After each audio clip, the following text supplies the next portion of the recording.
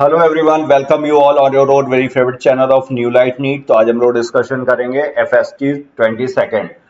I hope आप सबका exam अच्छा हुआ होगा। जहाँ कहीं पर भी आपसे गलतियां हुई हैं उनको क्वेश्चंस के डिस्कशंस को देखिए, उनके पॉइंट्स नोट करिए ताकि वो गलतियां आपसे दोबारा रिपीट ना हो। और ये सेशन है, इस मिशन के तहत अब पढ़ने का अधिकार सबको, डॉक्टर बनने का अधिकार भी सबको। और ये नॉवल मिशन है my mentor doctor SP Singh sir का। तो आइए इस नॉवल कॉज को पूरा करने के लिए सेशन स्टार्ट करते हैं हम लोग। क्वेश्चन नंबर 100 फर्स्ट आपके सामने, which of the following measures are useful for prevention and control of alcohol and drug abuse among adolescents. तो ड्रग अब्यूज क्या हुआ? ड्रग अब्यूज मतलब नॉन मेडिकल,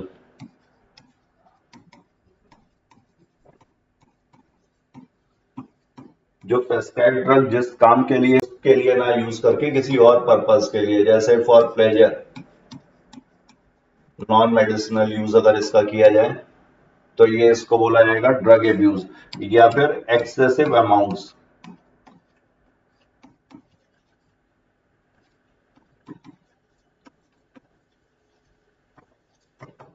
अमाउंट्स में इसको कंज्यूम किया जाए तो ये ड्रग एब्यूज। अब इसके लिए किस मेजर्स कौन कौन से यूज किए जा सकते हैं इस एब्यूज से बचने के लिए? Seeking professional and medical help. तो मेडिकल हेल्प इसमें साइकेट्रिस्ट की ली जा सकती है, साइकोलॉजिस्ट की मदद ली जा सकती है, या फिर डी एडिक्शन सेंटर्स या रिहेबिलिटेशन प्रोग्राम्स, रिहेबिलिटेशन सेंटर्स जो हैं।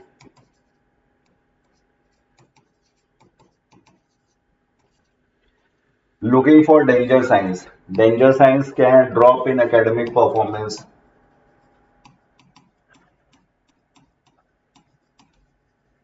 मार्क्स वगैरह कम आ रहे हो, पढ़ाई ना हो पा रही हो, drop in academic performance, absence, absence from colleges और स्कूल्स, या फिर डिप्रेशन हो, पर्सनल हाइजीन का ध्यान ना हो। तो ये सारे जो होंगे danger signs. Seeking help from parents and peers, parents की हेल्प ली जा सकती है। पियर्स, पियर्स मतलब जो सेम एज ग्रुप के लोग हैं, उसके फ्रेंड्स वगैरह, कलीग्स वगैरह, तो ये सभी हेल्पफुल होंगे। तो आंसर होगा यहाँ पर all. Now we move to another question. Question number 102nd. If a flowering plant have 30 chromosome, then select the correct option.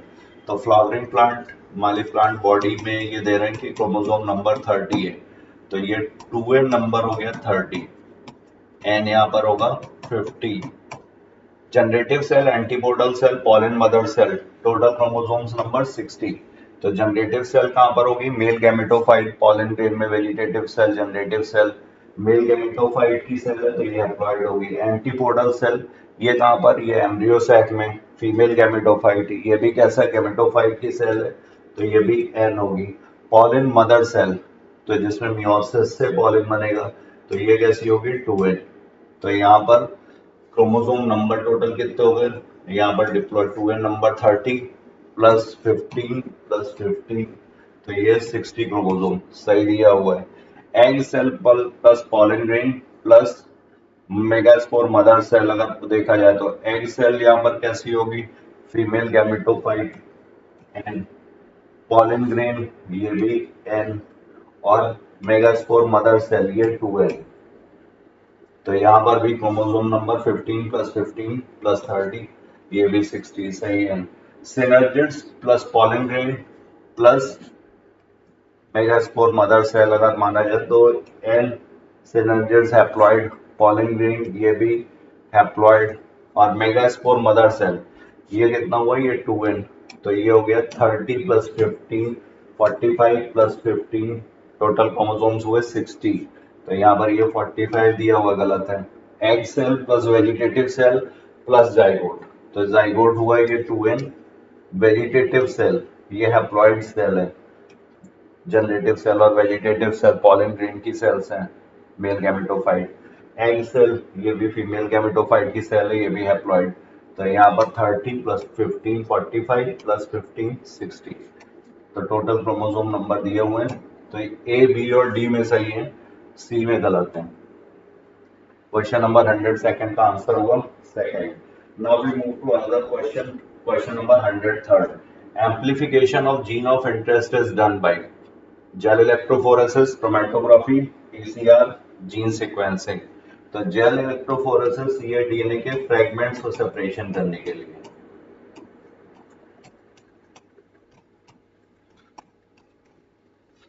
Chromatography, chromatography जो होंगे ये पिगमेंट्स, पेपर क्रोमैटोग्राफी पिगमेंट से सेपरेशन के लिए, पॉलीमरेज चेन रिएक्शन पीसीआर, इसके steps हैं denaturation, annealing और extension, ये जीन ऑफ इंटरेस्ट का एम्प्लीफिकेशन करने के लिए। जीन सीक्वेंसिंग, इसमें नाइट्रोजन बेसिस का सीक्वेंस पता करने के लिए। तो आंसर हुआ यहाँ पर 103 is third. Now we move to another question, question number 104। Select the correct match. Bombyx. Bombyx is silkworm. Culex mosquito है. Limulus king crab है. Herodinaria blood sucking leech है. तो Bombyx silkworm में इकोनॉमिक इंपॉर्टेंस है इसकी ये. Culex ये mosquito है, ये फाइलेरियासिस इसके लिए ये वेक्टर का काम करेगा.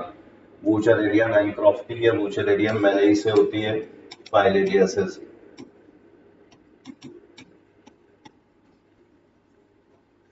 ये इसके पॉजिटिव एजेंट वूचरेरिया बैंक्रॉफ्टी या वूचरेरिया मेलेई. लिम्यूलस ये किंग क्रैब लिविंग फॉसिल है. हेरोडिनेरिया ब्लड सकिंग लीच, और ये कैसा होता है, ये हर्माफ्रोडाइट बाइसेक्सुअल एनेलिडा का मेंबर है ये. तो मैचिंग सामने ही दी हुई है, A is 1, B is 2, C is 3rd and D is 4th. Now we move to another question, question number 105. Select the correct match. Diagram किसका है, ये एसिडिया, सल्फा एसिडिया में डोल्यूलम. ये क्या है, ये यूरोकॉर्डेट्स, यूरोकॉर्डेटा के मेंबर है. ये सब फाइलम है कॉर्डेटा फाइलम का. तो यहाँ पर ट्रिप्लोब्लास्टिक, ये तो सही है, ट्रिप्लोब्लास्टिक प्लेटियलमेंथिस से शुरू हो जाता है, लेकिन ये नॉन कॉर्डेट्स गलत दिया हुआ है. ये क्या है, ये कॉर्डेट्स. कॉर्डेटा फाइलम में 3 सब फाइलम है, यूरोकॉर्डेटा, सिफेलोकॉर्डेटा एंड वर्टिब्रेटा. तो नॉन कॉर्डेट्स गलत हो गया. सीलोमेट एंड कॉर्डेट, तो ये ऑस्ट्रिच है, सीलोमेट्स होते हैं और ये कॉर्डेट्स भी हैं, सही है. डिप्लोप्लास्टिक एंड पैरासाइट, तो ये क्या है, ये फैशियोला हेपेटिका प्लैटियलमेंथिस का मेंबर है. डिप्लोप्लास्टिक नहीं, यहाँ पर क्या होना चाहिए था, ट्रिप्लोप्लास्टिक. पैरासाइट है ये, ठीक है. ये है Chelone turtle. Internal fertilisation and development is direct, ये भी सही है. तो B and D is correct. 105. Now we move to another question. Question number 106. Select the correct match. 4 limbs modified into wings. ये एप्स का कैरेक्टरिस्टिक है, सही है. 3 and 4 चैम्बर्ड हार्ट. रेप्टिलिया में मोस्टली 3 चैम्बर्ड है, बट जो क्रोकोडिलिया ग्रुप है, crocodile, alligator, घड़ियाल, पूरा ग्रुप, इसमें ये 4 चैम्बर्ड होते हैं, मोस्टली 3 चैम्बर्ड है. मस्कुलर डायफ्राम, मस्कुलर डायफ्राम ये कैरेक्टरिस्टिक है क्लास मेमेलिया का, ये भी ठीक है. ये और ये विदाउट एनी एक्सेप्शन है, सारे मैमल्स में प्रेजेंट होता है muscular diaphragm. Closed and open type of circulatory system, ये मोलस्का में. तो मोस्टली यहाँ पर कैसा होता है, मोस्टली यहाँ पर ओपन टाइप है. इन जनरल अगर पूछा जाए तो इन जनरल ओपन, लेकिन जो सिफेलोपोडा ग्रुप है मोलस्का का, सिफेलोपोडा में क्या आते हैं, ऑक्टोपस, डेविल फिश, दूसरा नाम है इसका, सीपिया, कटल फिश, लॉलीगो, सी स्क्विड, ये सारे मेंबर्स. इन सब में क्या है, क्लोज टाइप. तो ये भी सही है, closed and open circulatory system. तो यहाँ पर आंसर हुआ 106 का 4. और now we move to another question, question number 107। इसमें इनकरेक्ट मैच आपको बताना है। Cellular level, Euspongia, Euspongia का दूसरा नाम है बाथ स्पंज, और ये फाइलम पोरीफेरा का मेंबर है, पोर बियरिंग एनिमल्स। सेलुलर लेवल का ऑर्गेनाइजेशन, सेल्स का एग्रीगेट है ये, तो ठीक है ये। टिश्यू लेवल, प्लूरोब्रैकिया, प्लूरोब्रैकिया क्या है ये, Ctenophora, phylum Ctenophora.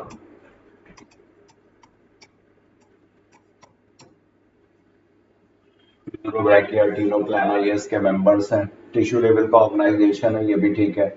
All false fishes, organ system level and mammary gland, horse, horse क्या है, मैमल है, पैरासोडैक्टाइला इसका ऑर्डर है। इसके बाद इसमें ऑल फॉल्स फिशेस, ये दिया हुआ है ऑर्गन सिस्टम लेवल, ये गलत है। फॉल्स फिशेस क्या हुई, ट्रू फिशेस जो होती हैं ये पाइसेस के मेंबर है, ट्रू फिशेस। चैमोकॉन्ड्रिड थीजो और चैमो ऑस्ट्रिक थीजो, ये दोनों ही किस में आएंगे, ये ट्रू फिशेस में आते हैं। इसके अलावा कहीं पे और अगर फिश वर्ड यूज किया गया है किसी एनिमल के साथ तो वो सब फॉल्स फिशेस में, जैसे सिल्वर फिश। अभी हम लोगों ने पीछे वाले क्वेश्चन में देखा था डेविल फिश, ऑक्टोपस, या फिर कटल फिश, या फिर जेली फिश, ये कुछ फॉल्स फिशेस के एग्जांपल्स हैं। सिल्वर फिश लेपिज्मा को बोलते हैं, ये इंसेक्टा ऑर्थोपोडा का है। डेविल फिश ये ऑक्टोपस को बोलते हैं और ये मोलस्का का मेंबर है। कटल फिश सीपिया को बोलते हैं, ये भी मोलस्का का मेंबर है। जेली फिश ऑरेलिया, और ये किसका है, और ये सीलेंट्रेटा का मेंबर है। तो यहाँ पर क्या दिया हुआ, ऑर्गन सिस्टम लेवल, तो ये तो ठीक है, बट ये जेली फिश ये भी फॉल्स फिश है, और ये किस में आती है, इसमें ऑर्गन लेवल, यहाँ पर क्या होगा, टिश्यू लेवल, टिश्यू लेवल का ऑर्गेनाइजेशन है, ऑर्गन सिस्टम लेवल नहीं। तो all false fishes organ system level नहीं शो करती, इसके एक्सेप्शंस हैं। तो यहाँ पर इनकरेक्ट हो जाएगा third. Now we move to other question, question number 108। Select the incorrect match, यहाँ पर आपको इनकरेक्ट मैच बताना है। Capsule, sporophyte, gemmae, sexual reproduction, Laminaria and sargassum इधर होगा, Laminaria and sargassum, these are used as food. Cedrus, naked seeds, तो cedrus gymnosperms है, naked seeds सही है। Laminaria and sargassum, these are used as food, ये भी सही है। जेमी, जेमी जो होते हैं ये ग्रीन कलर के मल्टी सेलुलर एसेक्सुअल बर्ड्स हैं।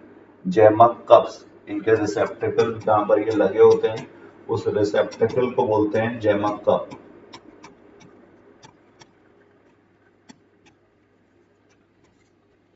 तो ये सेक्सुअल रिप्रोडक्शन में नहीं, यहाँ पर क्या होना चाहिए था, एसेक्सुअल, तो ये जेमी गलत दिया हुआ। कैप्सूल स्पोरोफाइट ये सही है, तो इनकरेक्ट मैच हो गया 108 का सेकंड।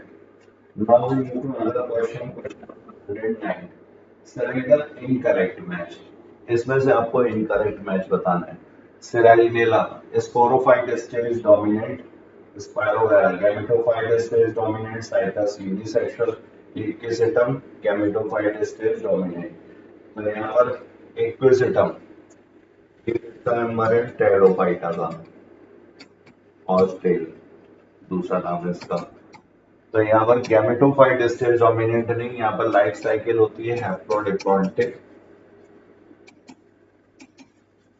टेरोफाइट्स में, और यहाँ पर जो स्टेज डोमिनेंट है वो है 2n sporophyte, gametophyte stage dominant नहीं, तो ये गलत हो गया। साइकस यूनिसेक्सुअल, मेल कोन्स और मेगास्पोरोफिल्स ये अलग अलग ट्रीज पे प्रेजेंट हैं, तो यूनिसेक्सुअल है, ठीक है। गैमेटोफाइट स्टेज डोमिनेंट, ये ब्रायोफाइट स्पायरोगायरा, ये एल्गी है, ग्रीन एल्गी, यहाँ पर गैमेटोफाइट स्टेज डोमिनेंट है, ठीक है। सेलारिनेला स्पोरोफाइट स्टेज डोमिनेंट, सिलेजनेला भी क्या है, टेरोफाइट है, हेट्रोस्पोरस होता है, और यहाँ पर भी टेरोफाइटा में क्या है, डिप्लॉन्टिक स्टेज डोमिनेंट है, तो स्पोरोफाइट स्टेज डोमिनेंट सही दिया हुआ है। आंसर इनकरेक्ट कौन सा हुआ, 4। Now we move to question number 110। Which type of role PGR play in plants? PGR क्या है, ये प्लांट ग्रोथ रेगुलेटर्स। और प्लांट ग्रोथ रेगुलेटर्स जो है ये एंटागोनिस्टिक है। एंटागोनिस्टिक मतलब अपोजिट। जैसे अगर सेल डिवीजन को देखा जाए और अपाइकल डोमिनेंस को देखा जाए, अगर ये फीचर लिए जाए, तो अपाइकल डोमिनेंस में साइटोकाइनिन और ऑक्सिन, ऑक्सिन जो होगा उसकी वजह से अपाइकल डोमिनेंस होती है, और साइटोकाइनिन इसको ओवरकम करता है। Cytokinin overcomes apical dominance. तो यहाँ पर ये एक्शन कैसा हो गया दोनों का, ये अपोजिट हो गया, एंटागोनिस्टिक हो गया। सिनर्जिस्टिक, सेल डिवीजन अगर देखें तो ऑक्सिन और साइटोकाइनिन ये सिनर्जिस्टिक हो गए। तो जिस फीचर को ये कॉम्प्लीमेंट करेंगे, एक दूसरे को सपोर्ट कर रहे हैं, तो वो सिनर्जिस्टिक एक्शन कहलाएगा। जिसमें अपोज कर रहे हैं वो अब एंटागोनिस्टिक। और इंडिविजुअलिस्टिक मतलब independent.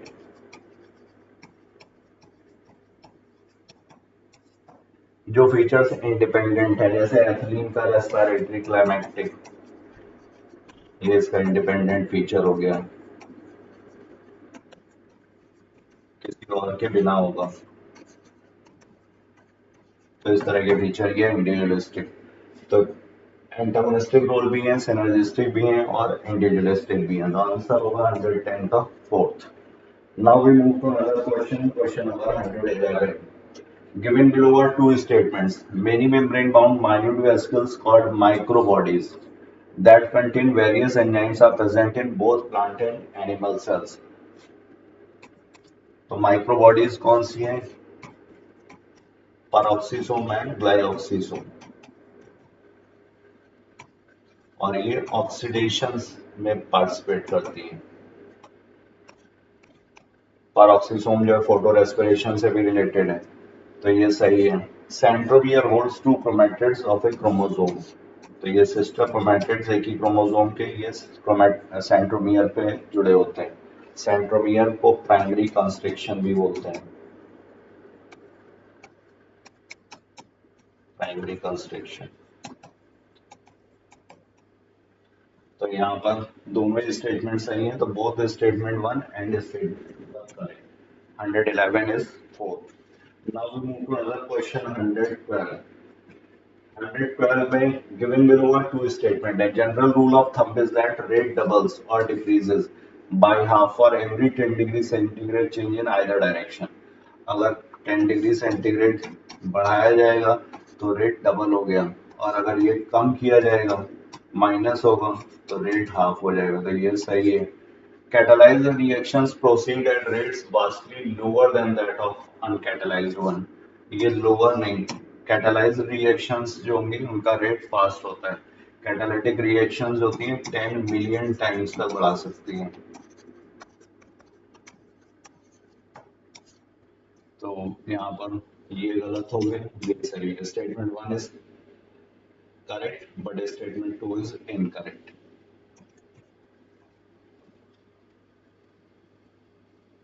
Now we move to another question, question number 113.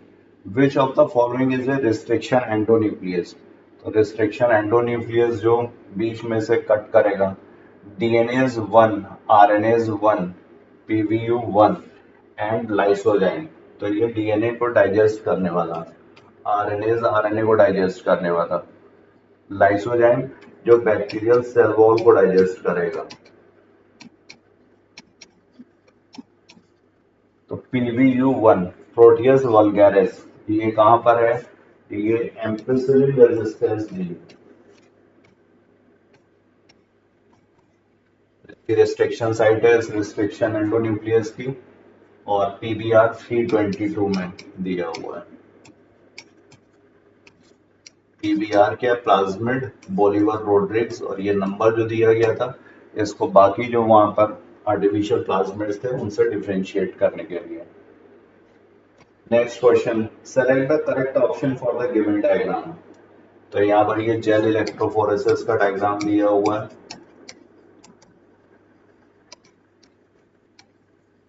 ये यहाँ पर वेव्स दिए हुए हैं अलग अलग रोज के, इसमें अनडाइजेस्टेड डीएनए और बाकी में डाइजेस्टेड, और ये जो स्मॉलेस्ट होगा वो सबसे दूर तक आएगा।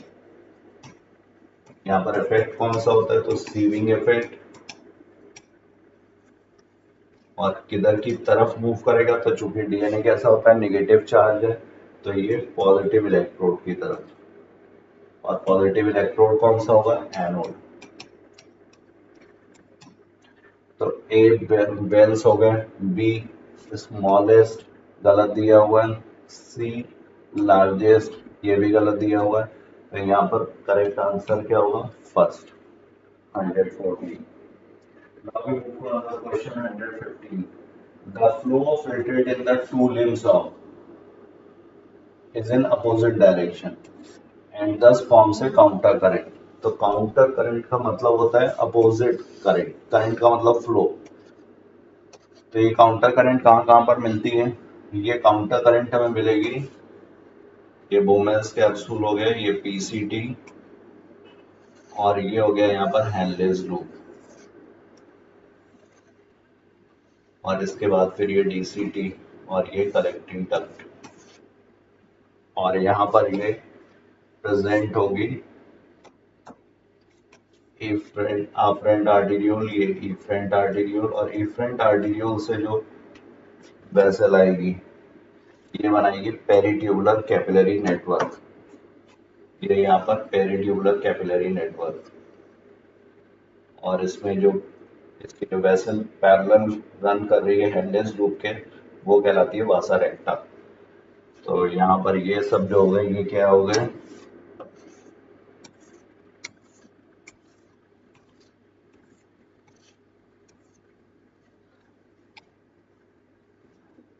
अब यहाँ पर हम लोगों को कहाँ कहाँ पर देखने को मिलेगा काउंटर करंट। तो सबसे पहले तो हेडलेस लूप में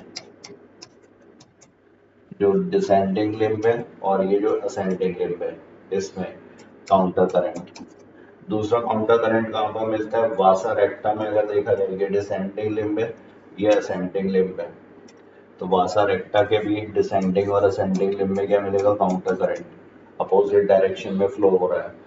और हेनलेस लूप और वासा रेक्टा में भी देखा जाए तो ये यहाँ पर असेंड कर रहा है और ये डिसेंड कर रहा है, तो ये भी, तो Henle's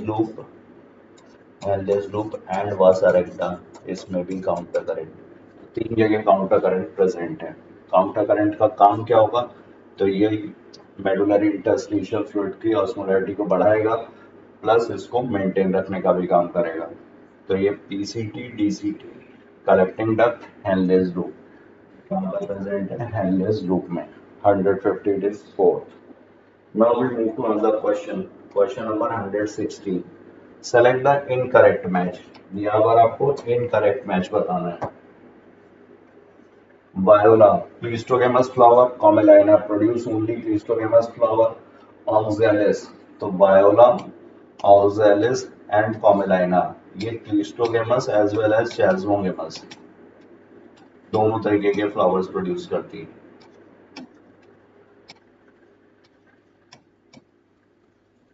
क्लीस्टोगैमस which do not open at all, जो हमेशा बंद रहेंगे बर्ड स्टेज में, और चैजमोगेमस जो ओपन फ्लावर्स हैं।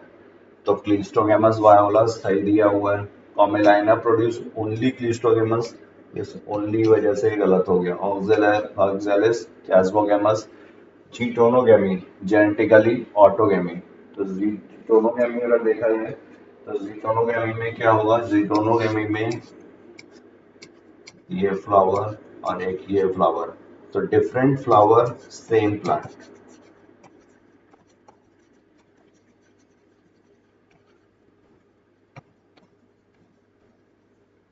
यहाँ से पॉलन रिलीज हुआ, इसके पास पहुंच गया, इसे बोला जाएगा जीटोनोगेमी। अगर ये बाइसेक्सुअल फ्लावर होता और इसका पॉलन इसी पे पहुंचता तो इसे बोलते हैं ऑटोगेमी। तो ये भी क्या है, जो जीटोनोगेमी भी, जेनेटिकली ऑटोगेमी ही है।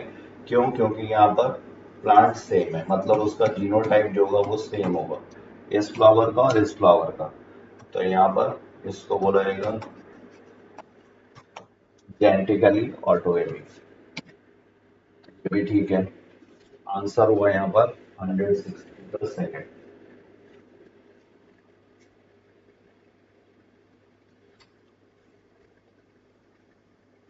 Question number 117. Select the correct match.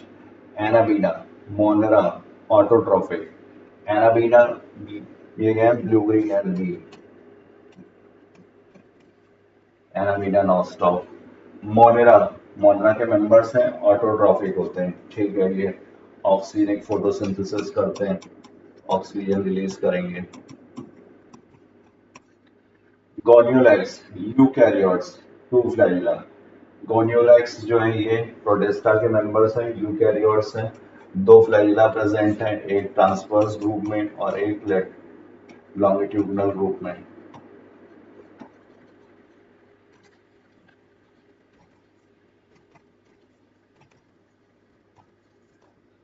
तो ये भी ठीक है। Rhizopus, eukaryotes, autotrophic.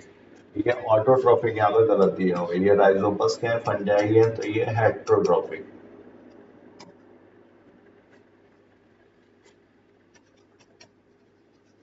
Heterotrophic. Viroids, viroids are infectious agent and acellular organism. Viroids क्या है? ये इन्फेक्शियस एजेंट है, सही है, और ये जैसे होते हैं एसेलुलर है, ये भी ठीक है। वायरॉइड्स जो होते हैं ये सिर्फ low molecular weight RNA,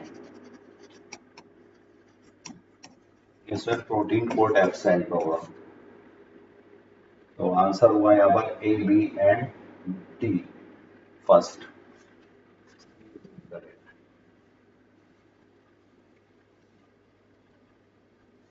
Now we move to another question. Question number 118. Select the STI. STI sexually transmitted infection जो sexual contact से spread होगी। तो syphilis पॉजिटिव एजेंट है इसका ट्रिपोनिमा पैलिडम। सिफिलिस एसटीआई है। क्लेमाइडियासिस ये बैक्टीरियल है, ये भी क्लेमाइडिया ट्रैकोमैटिस इसका पॉजिटिव एजेंट, क्लेमाइडिया ट्रैकोमैटिस। और ये भी क्या है? बैक्टीरियल डिजीज है। गोनोरिया, ये नेसीरिया गोनोरी, पॉजिटिव एजेंट इसका Neisseria गोनोरी।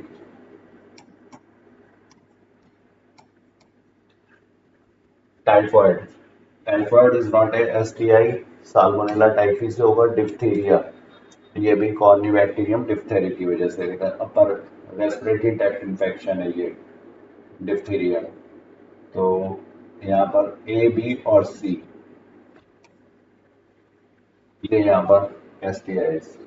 118. Now we move to another question. 119. Select the correct match. MSH, melanocyte stimulating hormone. तो ये मेलानोसाइट स्टिमुलेटिंग हार्मोन, ये थायराइड ग्लैंड से नहीं, ये कहाँ से आएगा? ये पिट्यूटरी ग्लैंड से, इंटरमीडिएट लोब से। ACTH, adrenocorticotropic hormone. Adrenocorticotropic hormone ये एड्रीनल कॉर्टेक्स पे जाकर के एक्ट करता है, एंटीरियर पिट्यूटरी से रिलीज होगा। ग्लूकेगॉन, ग्लूकेगॉन जो है पैंक्रियाज से, इसकी जो अल्फा सेल्स है वहां से। बीटा सेल्स जो होगी वो इंसुलिन रिलीज करती है। मेलाटोनिन, मेलाटोनिन जो होगा ये पैंक्रियाज, ये पैंक्रियाज से नहीं, मेलाटोनिन जो है ये पीनियल ग्लैंड से।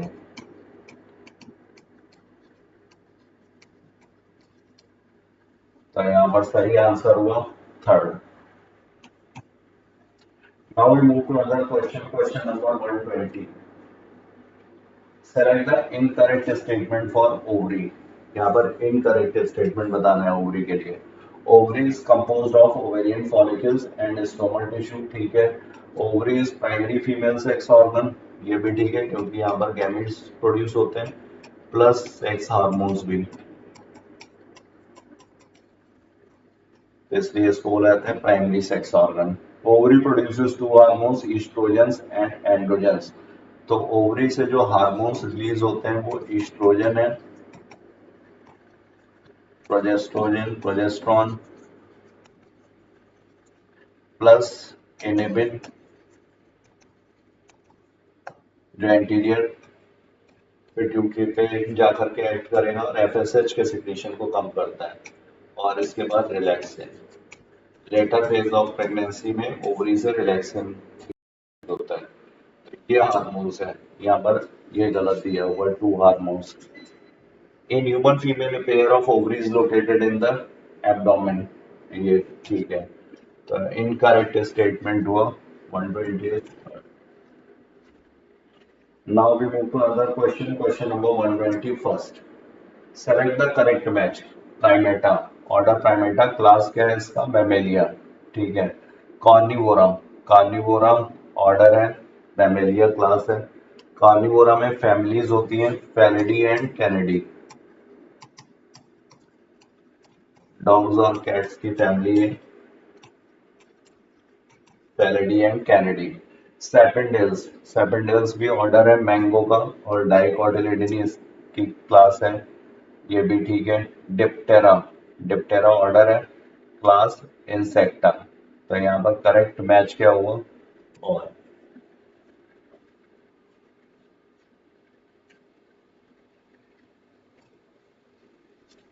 Question number 122 in follow up the word summit on sustainable development held in Johannesburg south Africa, और कितने कंट्रीज ने इसके लिए प्लेस किया था, कितनी कंट्रीज ने शपथ ली थी? तो यहाँ पर ये 2002 में हुआ था, 190 कंट्रीज। ये फॉलो अप था किसका? अर्थ समिट का, जो है हुई थी 1992 में रियो डी जेनेरो में। Select the incorrect match. Earthworm, farmers trend, earthworm डेट्रिटिवोर्स, तो ये सही है, ये फ्रेगमेंटेशन करते हैं। डिकम्पोजिशन में स्टेप है fragmentation, leaching, catabolism, humification, mineralisation, तो अर्थ में ये फ्रेगमेंटेशन। बैक्टीरिया, बैक्टीरिया कैटाबॉलिज्म है, बैक्टीरिया और फंजाई ये मेन कैटाबॉलिज्म में इन्वॉल्व हैं, और ये एंजाइम्स रिलीज करते हैं, एक्स्ट्रा सेलुलर डाइजेशन होगा, ये भी ठीक है। Humus highly suitable to microbial action, ये सुटेबल नहीं है, ये रेजिस्टेंट होता है, highly resistant to microbial action and undergoes decomposition at an extremely slow rate, तो ये गलत है, इनकरेक्ट मैच हुआ यहाँ पर 4th। Now we move to another question, question number 124.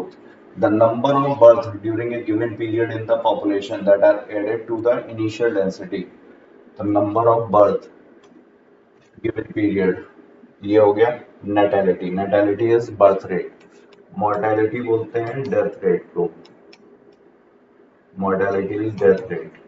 और इमिग्रेशन, जो बाहर से सेम स्पीसीज के इंडिविजुअल्स पॉपुलेशन में आएंगे उसको इमिग्रेशन, और अगर पॉपुलेशन से इंडिविजुअल्स बाहर जाएंगे तो उसको बोला जाएगा ई माइग्रेशन। और पॉपुलेशन डेंसिटी जो इंक्रीज होगी पॉपुलेशन साइज, वो होगा NT+1 is equal to NT plus B plus I, ये पॉपुलेशन को बढ़ाएंगे, माइनस B प्लस ये पॉपुलेशन साइज को कम करेंगे, plus I minus D plus E. Answer यहाँ पर हुआ that are added to initial density natality।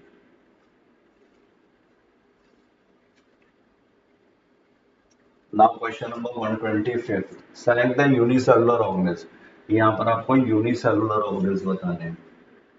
Aspergillus niger, Saccharomyces cerevisiae, Trichoderma polysporum and Monascus purpureus।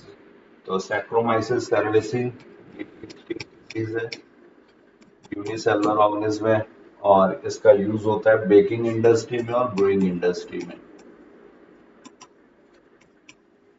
Same species का। अगर बेकिंग में होता है तो इसे बेकर्स ईस्ट बोलते हैं कॉमनली, और अगर ब्रूइंग में है तो इसे ब्रूअर्स ईस्ट।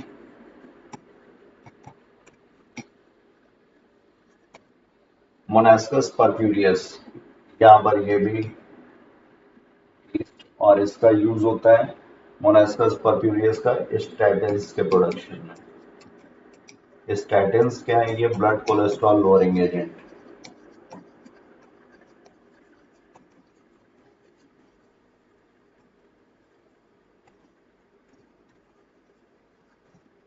एस्परजिलस नाइगर और ट्राइकोडर्मा पॉलीस्पोरम, ये मल्टीसेलुलर। यहाँ पे करेक्ट आंसर हुआ B and D.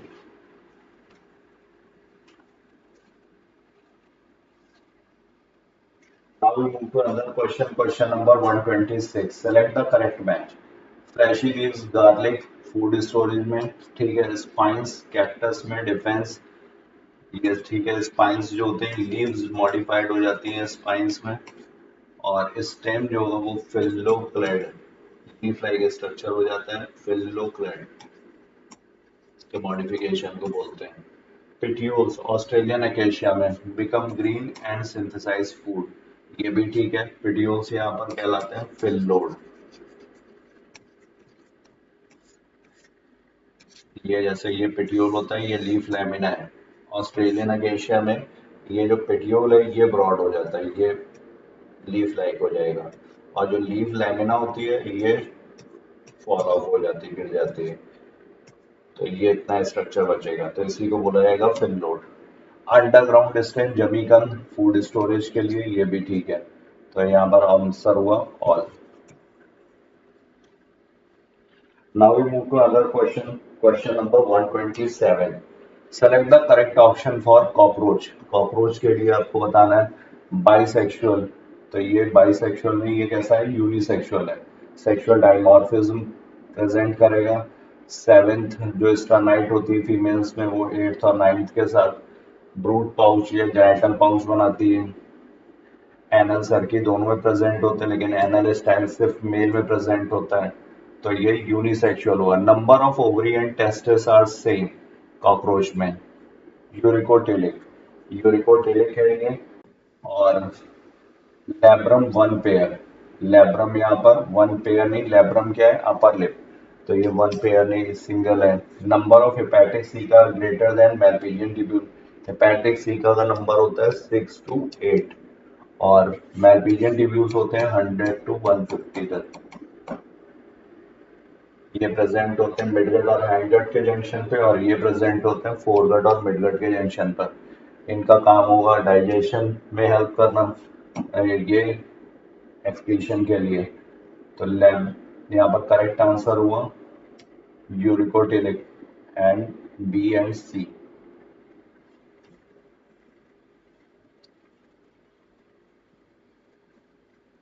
Now we move to another question, 128. In plasma, which minerals are present? Minerals यहाँ पर कौन कौन से हैं, तो सोडियम कैल्शियम मैग्नीशियम, और इसके बाद क्लोराइड एंड बाइकार्बोनेट, ये सारे मिनरल्स। तो A B C D all. Next, the first genetic material is, तो पहला जेनेटिक मटेरियल यहाँ पर कौन सा है, डीएनए, आरएनए, प्रोटीन या लिपिड्स। तो first genetic material is RNA.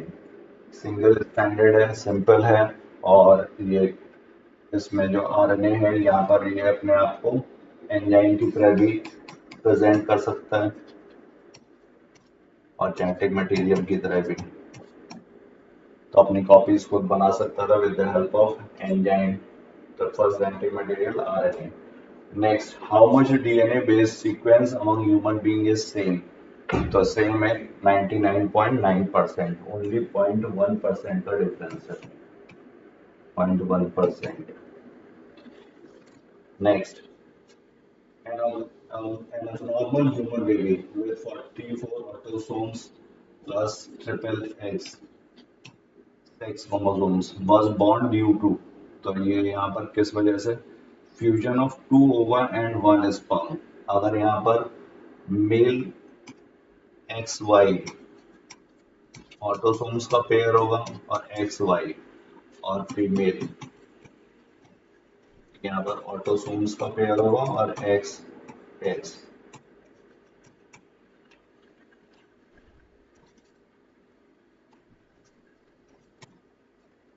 तो जब ये गैमेट्स बनाएंगे, तो अगर ये एबनॉर्मल गैमेट बने, सपोज ये है, और अगर ये इससे फ्यूज होता है, तो यहाँ पर एक्स एक्स वाई आएगा, या इससे भी फ्यूज होगा तो भी एक्स एक्स वाई। ये अगर, तो यहाँ पर एबनॉर्मल स्पर्म तो नहीं होना चाहिए, क्योंकि यहाँ पर चाहिए हमें 3x, तो यहाँ पर एबनॉर्मल क्या होगा, एबनॉर्मल होगा फीमेल गैमेट। फीमेल गैमेट जब एबनॉर्मल हो और male gamete normal, X Y, एक गैमेट ये, एक गैमेट ये। अब ये वाला गैमेट अगर एबनॉर्मल गैमेट से फ्यूज होता है, इससे अगर ये फ्यूज हो जाता है, तो यहाँ पर ऑटोसोम्स का पेयर और ये एक्स एक्स, तब ये कंडीशन पॉसिबल है। अगर ये इससे फ्यूज होगा तो फिर से यहाँ पर एक्स एक्स वाई वाली कंडीशन हो जाएगी जो क्लाइनफेल्टर सिंड्रोम की है। तो यहाँ पर सुपर फीमेल्स का जब फॉर्मेशन ऑफ एबनॉर्मल ओवा इन द मदर होगा तब। 134. Now we move to another question. Question number 132. Select the dominant rate. तो यहाँ पर मेंडल ने जो करेक्टर लिए थे उसमें स्टेम हाइट ली थी और स्टेम हाइट में टॉल एंड डॉर्फ था। तो टॉल जो था वो डोमिनेंट था। इसके बाद इन्होंने फ्लावर की पोजीशन ली थी। तो फ्लावर की पोजीशन या तो एक्सियल हो सकती है या फिर टर्मिनल हो सकती है। तो यहाँ पर एक्सियल पोजीशन जो थी वो डोमिनेंट थी। फिर इसके बाद फ्लावर का कलर, तो violet was dominant over white. फिर इसके बाद पॉड था, पॉड फली, इसमें पॉड में क्या था, इन्फ्लेटेड और कॉन्स्ट्रिक्टेड। इन्फ्लेटेड डोमिनेंट थी। और इसके अलावा पॉड का कलर तो ग्रीन था और दूसरा वाला जो था वही येलो, ग्रीन डोमिनेंट था। सीड का अगर देखा जाए तो सीड का शेप कैसा था, राउंड, डोमिनेंट था ओवर रिंकल्ड। और इसके अलावा था येलो और ग्रीन, तो येलो डोमिनेंट था। तो यहाँ पर डोमिनेंट ट्रेड्स पूछे गए, तो राउंड डोमिनेंट है, वॉयलेट डोमिनेंट है, एक्सियल डोमिनेंट है, ए बी और सी ये तीन डोमिनेंट हुए।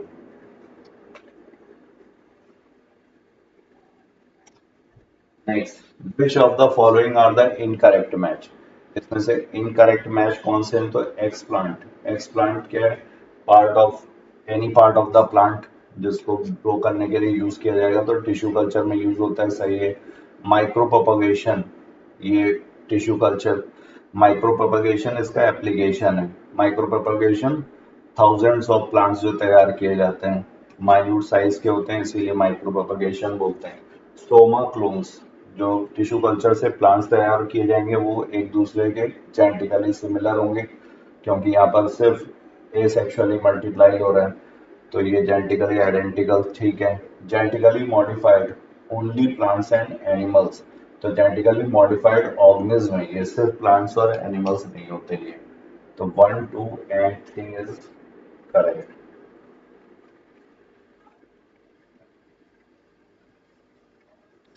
Next, which of the following are favors?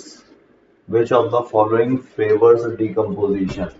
Decomposition को क्या फेवर करेगा, तो इसके डिकम्पोजिशन के लिए क्लाइमेटिक फैक्टर्स, क्लाइमेटिक फैक्टर्स में क्या, टेम्परेचर और मॉइस्चर। केमिकल कंपोजिशन भी है डेट्रीटस का, और क्लाइमेटिक फैक्टर में temperature and moisture most important. तो high temperature and moist environment. और इसके अलावा डिकम्पोजिशन कैसा है, एरोबिक प्रोसेस है, तो एरोबिक एनवायरनमेंट। तो 134 का होगा 4। Now we move to another question, question number 135। Select the chemical in which carboxyl groups are present. तो एलानीन, ग्लाइसिन, एलानीन, ये सब क्या है, ये अमाइनो एसिड्स है। अमाइनो एसिड में अमाइनो ग्रुप भी होगा और as well as carboxylic group भी होगा, ये दो मस्ट है। तो यहाँ पर ये क्या हो गया, ये हो गया कार्बोक्सिलिक ग्रुप, अमाइनो एसिड में तो होगा ही होगा। फिर एडेनिलिक एसिड, एडेनिक एसिड क्या है, ये न्यूक्लियोटाइड है। न्यूक्लियोटाइड किससे बनेगा, नाइट्रोजन बेस से बनेगा, सुगर से बनेगा और फॉस्फेट से। तो यहाँ कार्बोक्सिलिक ग्रुप नहीं होगा। अरेकिडोनिक एसिड, अरेकिडोनिक एसिड में 20 कार्बन्स है और ये फैटी एसिड है, और यहाँ पर CH3 और CH2 COOH, यहाँ पर भी कार्बोक्सिलिक ग्रुप प्रेजेंट होगा। टोटल कार्बन्स होते हैं इसमें इंक्लूडिंग कार्बोक्सिलिक 20, तो एक ये 2 और ये 18। एस्पार्टिक एसिड, ये भी अमीनो एसिड है, एसिडिक अमीनो एसिड का example.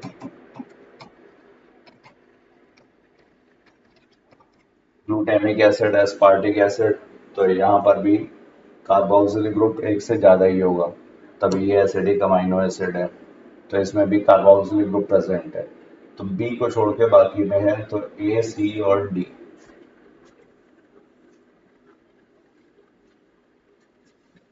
So thank you all of you. Now further discussion will be carried by my fellow partner Alish Sir. Thank you so much. Hello बच्चों, तो आप लोगों ने अभी तक 135 तक क्वेश्चंस देख लिए हैं शैलेंद्र सर के साथ। अब मैं आपको 136 से 170 तक कराऊंगा, ठीक है। तो चलिए 136 क्वेश्चन देख रहे हैं, और जो कि हम लोग डिस्कशन कर रहे हैं FST-22 का फुल सिलेबस टेस्ट का। Binding of oxygen with haemoglobin is primarily related to partial pressure of oxygen.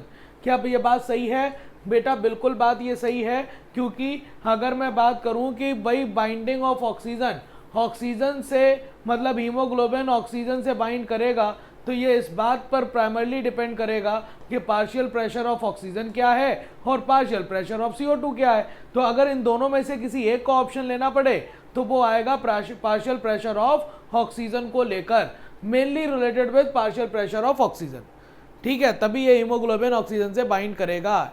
कहां पर? एल्वेलाई पर। लिखा हुआ a parabolic curve is obtained when percentage saturation of hemoglobin with oxygen is plotted against the PO2। गलत बात हो गई, क्योंकि ये पैराबोलिक नहीं होता, ये सिग्मोइड होता है। कैसा होता है? Sigmoid curve. और आपको पता है ये सिग्मोइड कर्व कब राइट जाता है, कब लेफ्ट जाएगा? राइट तब जाएगा जब पार्शियल प्रेशर ऑफ CO2 ज्यादा, टेम्परेचर ज्यादा, H+ आयन ज्यादा, pH कम, पार्शियल प्रेशर ऑफ ऑक्सीजन कम होगा। तो ये राइट साइड जाएगा, और वहां पर जो ऑक्सी हीमोग्लोबिन है उसका डिसोसिएशन होगा, हीमोग्लोबिन अलग, ऑक्सीजन अलग, और ये काम होगा टिश्यू पर। टिश्यू पर ये हीमोग्लोबिन सैचुरेशन कर्व जो है ऑक्सीजन के साथ राइट साइड शिफ्ट होता है। इसी के जस्ट अपोजिट लेफ्ट कब जाएगा? एल्वेलाई पर जाएगा, जब एसोसिएशन होगा ऑक्सी हीमोग्लोबिन का, पार्शियल प्रेशर ऑफ ऑक्सीजन ज्यादा, partial pressure of CO2 come, H+ ion come, temperature come, pH ज्यादा, ठीक है बेटा। तो आपके पास यहां पर कहा जाए कि पहला स्टेटमेंट सही, दूसरा गलत, और इस तरह से आंसर बनेगा सेकेंड। अगला क्वेश्चन लिखा हुआ है what is the meaning of arboreal. Arboreal का मतलब आप समझ जाए ना कि इसी को हम कहते हैं ट्री ड्वेलिंग, मतलब जो पेड़ों पर जो मतलब जो है ना चलने वाले एनिमल्स जो हो गए वो ट्री ड्वेलिंग हो गए, मतलब एर्बोरियल हो गए, एक्वेटिक नहीं, ट्री ड्वेलिंग, हाइबरनेशन, एस्टिवेशन नहीं। आपको पता है हाइबरनेशन को विंटर स्लीप कहते हैं। क्या कहते हैं बेटा? Winter sleep. जबकि एस्टिवेशन को हम क्या कहते हैं? Summer sleep. Summer sleep. आगे आइए, लिखा हुआ है select the disease causing agent. जो डिजीज कॉजिंग एजेंट है वो कौन कौन है? टोबैको मोज़ेक वायरस बिल्कुल है, वायरॉइड्स भी है, पोटैटो स्पिंडल ट्यूबर डिजीज करेगा, माइकोप्लाज्मा बोथ प्लांट और एनिमल्स के ऊपर पैरासाइट होता है, पक्सीनिया, पक्सीनिया भी आपकी पैरासिटिक फंजाई है। तो सारे के सारे ऑप्शन सही हैं। आंसर आपके पास ऑल आ जाएगा। आंसर क्या आ जाएगा बेटा? ऑल आ जाएगा कि भाई आंसर आपके पास सारे के सारे कॉजिंग डिजीज को कॉज करने वाले एजेंट हैं। लिखा हुआ विच ऑफ द फॉलोइंग है मैक्सिमम स्पीसीज। मैक्सिमम स्पीसीज आपके पास बायोडाइवर्सिटी में डेटा दिया गया है। तो आपके पास अगर मैं आंट्स की बारे में बात करूं तो ये होंगे मोर देन 20,000 स्पीसीज जो होंगी वो होंगी आंट्स की। फिशेस लगभग 28,000, और आपसे पूछा जाए ऑर्किड के कितने, तो नियरली 20,000, और लगभग 3 लाख स्पीसीज बीटल की पाई जाती हैं। तो सबसे ज्यादा स्पीसीज किसकी हो गई? बीटल की। तो आंसर क्या हो जाएगा? 4 हो जाएगा। आगे देखिए अगला क्वेश्चन। अगला क्वेश्चन लिखा है in photo system 2 reaction centre dash dash. वो तो बताओ फोटो सिस्टम 2 में रिएक्शन सेंटर किसका बना होता है? तो रिएक्शन सेंटर बनेगा क्लोरोफिल ए का, जो मैक्सिमम कितनी लाइट को एब्जॉर्ब करेगा? तो 680 nanometre wavelength of red light causing electron to became excited and jump into the orbit from the nucleus of atom. तो आपके पास कहा जाए तो ये क्लोरोफिल बी होगा, नहीं सी होगा, नहीं डी नहीं होगा, क्लोरोफिल ए होगा।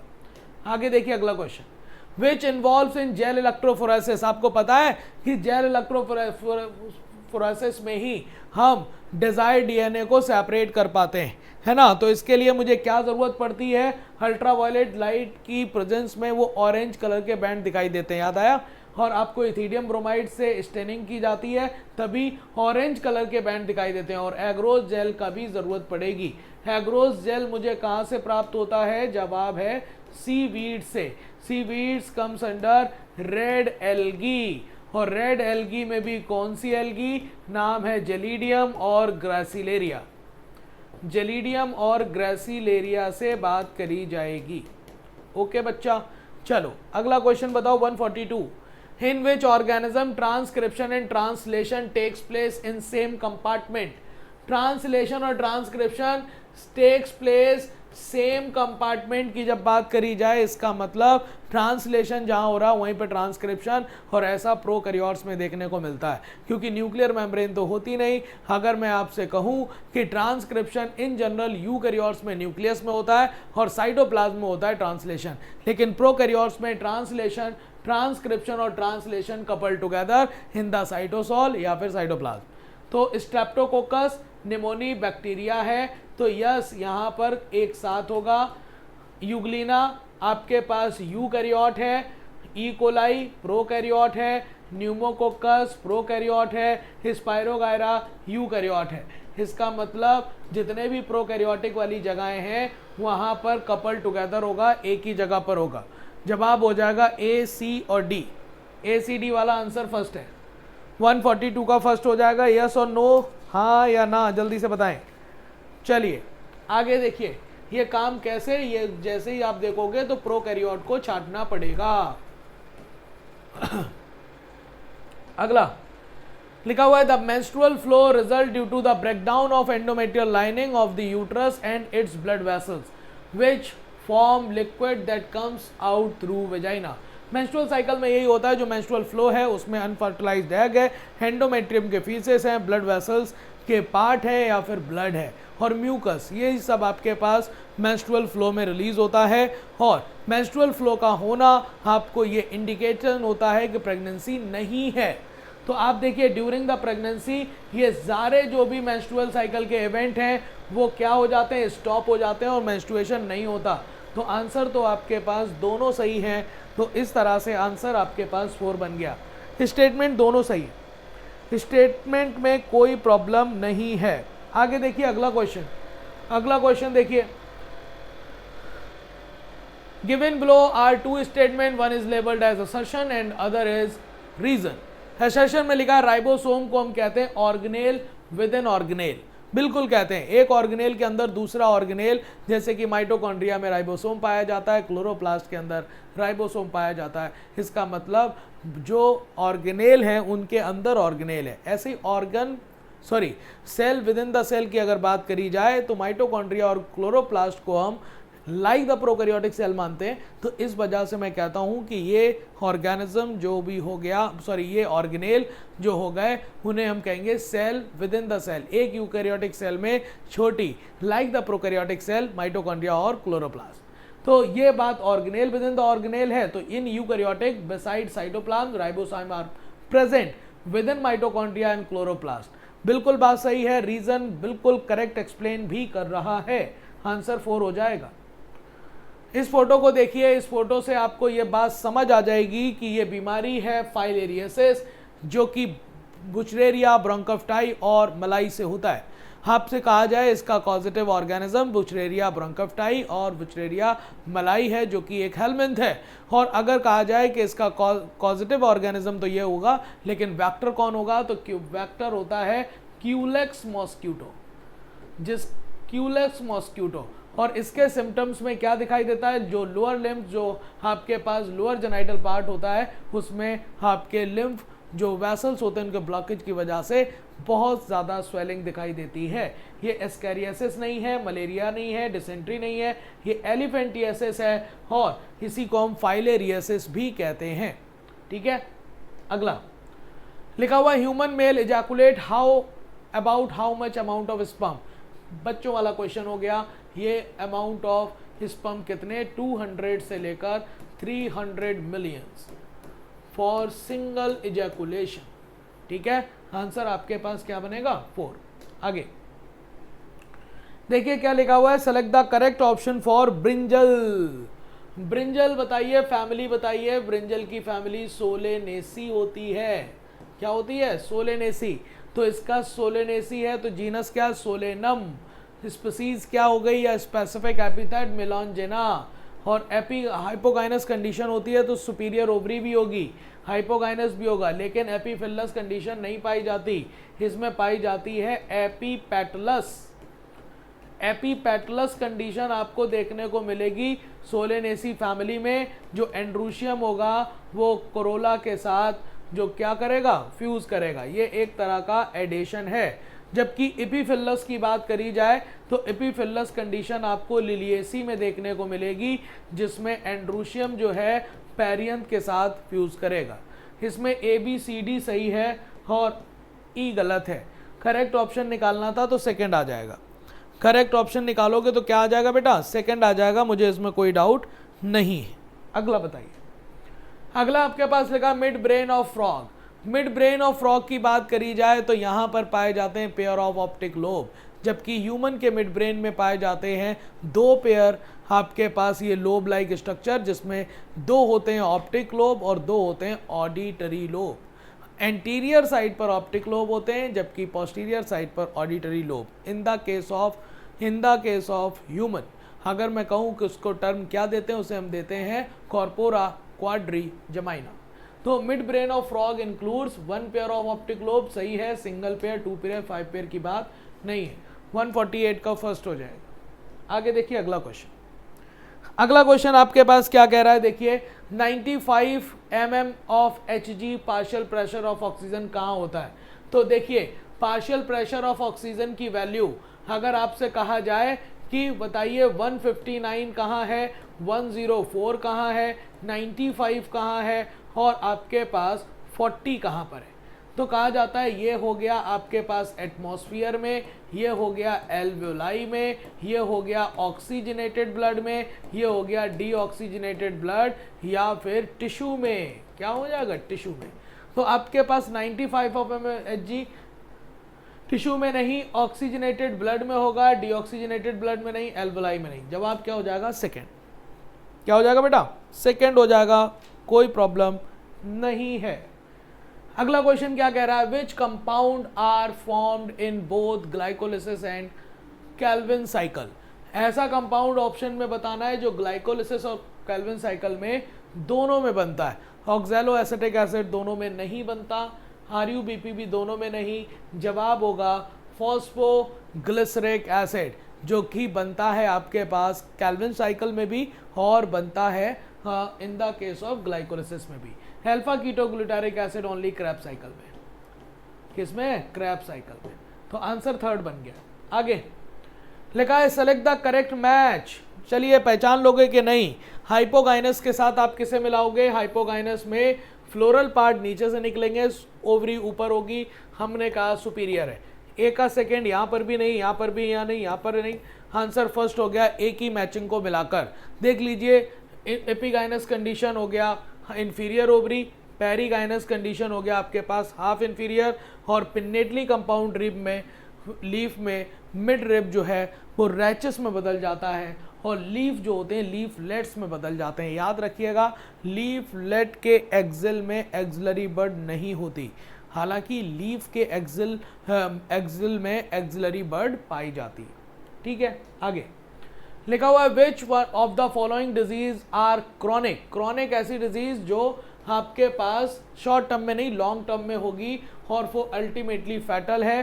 तो ये क्रॉनिक भी है दोनों डिजीज और फैटल भी हैं। ओनली एड्स नहीं, आंसर 4 हो जाएगा। हेपेटाइटिस बी को भी काउंट करिए।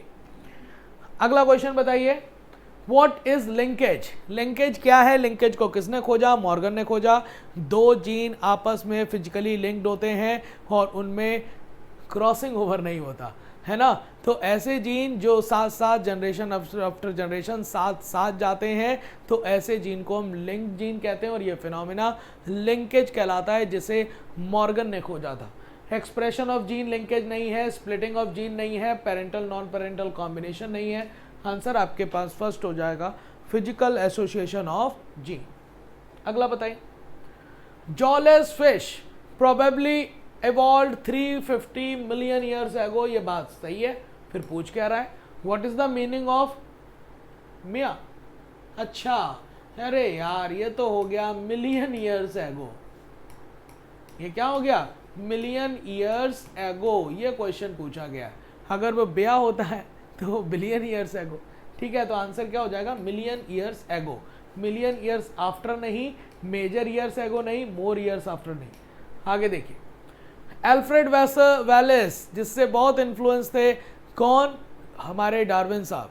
और डार्विन साहब बहुत इन्फ्लुएंस थे इन वेलेस साहब से, जो कि नेचुरलिस्ट हैं। उन्होंने वर्क किया है पॉपुलेशन पर, और वहाँ पर वर्क कहाँ पर किया? इन्होंने भी एक वॉयज किया था, जो गए थे मलाय आर्चिपेलागो को। आंसर आपके पास थर्ड हो गया। जबकि गैलोपैगोस आइसलैंड पर कौन गया था? तो वो थे आपके पास डार्विन।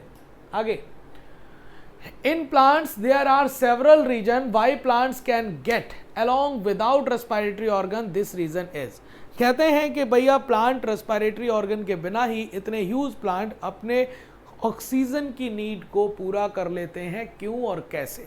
तो कहते हैं कि रूट स्टेम लीव्स रेस्पायर करते हैं at rate lower than the animals do. सही बात है कि रूट स्टेम लीफ आपके पास एनिमल की सेल ज़्यादा कॉम्प्लेक्स होती है, एनर्जी की ज़्यादा ज़रूरत है, जबकि आपके पास ऑक्सीजन की ज़्यादा ज़रूरत पड़ेगी जहाँ और एनर्जी ज़्यादा चाहिए। तो रूट स्टेम लीफ जो है वो आपके पास लोअर रेट से रेस्पायरेशन करते हैं। इसका मतलब एनर्जी कम चाहिए तो ऑक्सीजन की ज़रूरत कम है, तो थोड़ी ऑक्सीजन में ही काम चल जाता है। When cell photosynthesize availability of oxygen not problem in this cell since oxygen is release within the cell. कहते हैं कि जो फोटोसिंथेटिक सेल है उसमें खुद ही ऑक्सीजन बन रही है, तो भाई आपको वहाँ की सेल की कोई प्रॉब्लम नहीं है।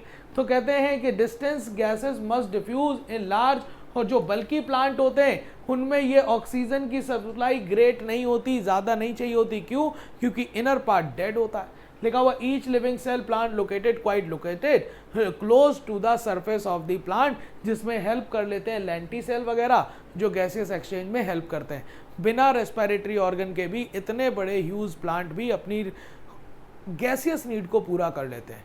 तो ये बात है, आपके पास तीनों ऑप्शन सही है, आंसर 4 बनेगा। आगे देखिए, अगला क्वेश्चन क्या कह रहा है आपसे, periodic abstinence is one such method in which the couple avoid of abstain from coitus from a day।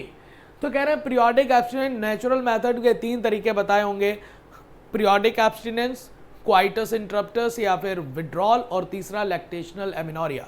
तो कहा जाता है पीरियोडिक एब्स्टिनेंस में आप जिसमें रिस्क है एवोल्यूशन का, उस फेज को क्या कर लो? अवॉइड कर लो।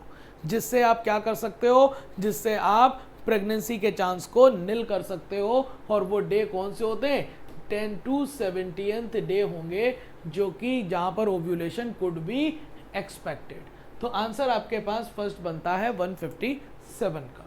आगे अगला क्वेश्चन लिखा फॉर्मुलेटेड डेस करके लिखा, formulated the first post graduated course in ecology in India. तो father of ecology of India Ramdev Mishra होते हैं बेटा, Ramdev Mishra, father of Indian ecology. MS Swaminathan कौन थे? Green revolutionist of India. ठीक है, और पंचानन महेश्वरी आपके पास जो है एम्ब्रियोलॉजी की स्टडी किए थे। रामाचंद्रन ने सेकेंडरी स्ट्रक्चर ऑफ प्रोटीन की बात की थी।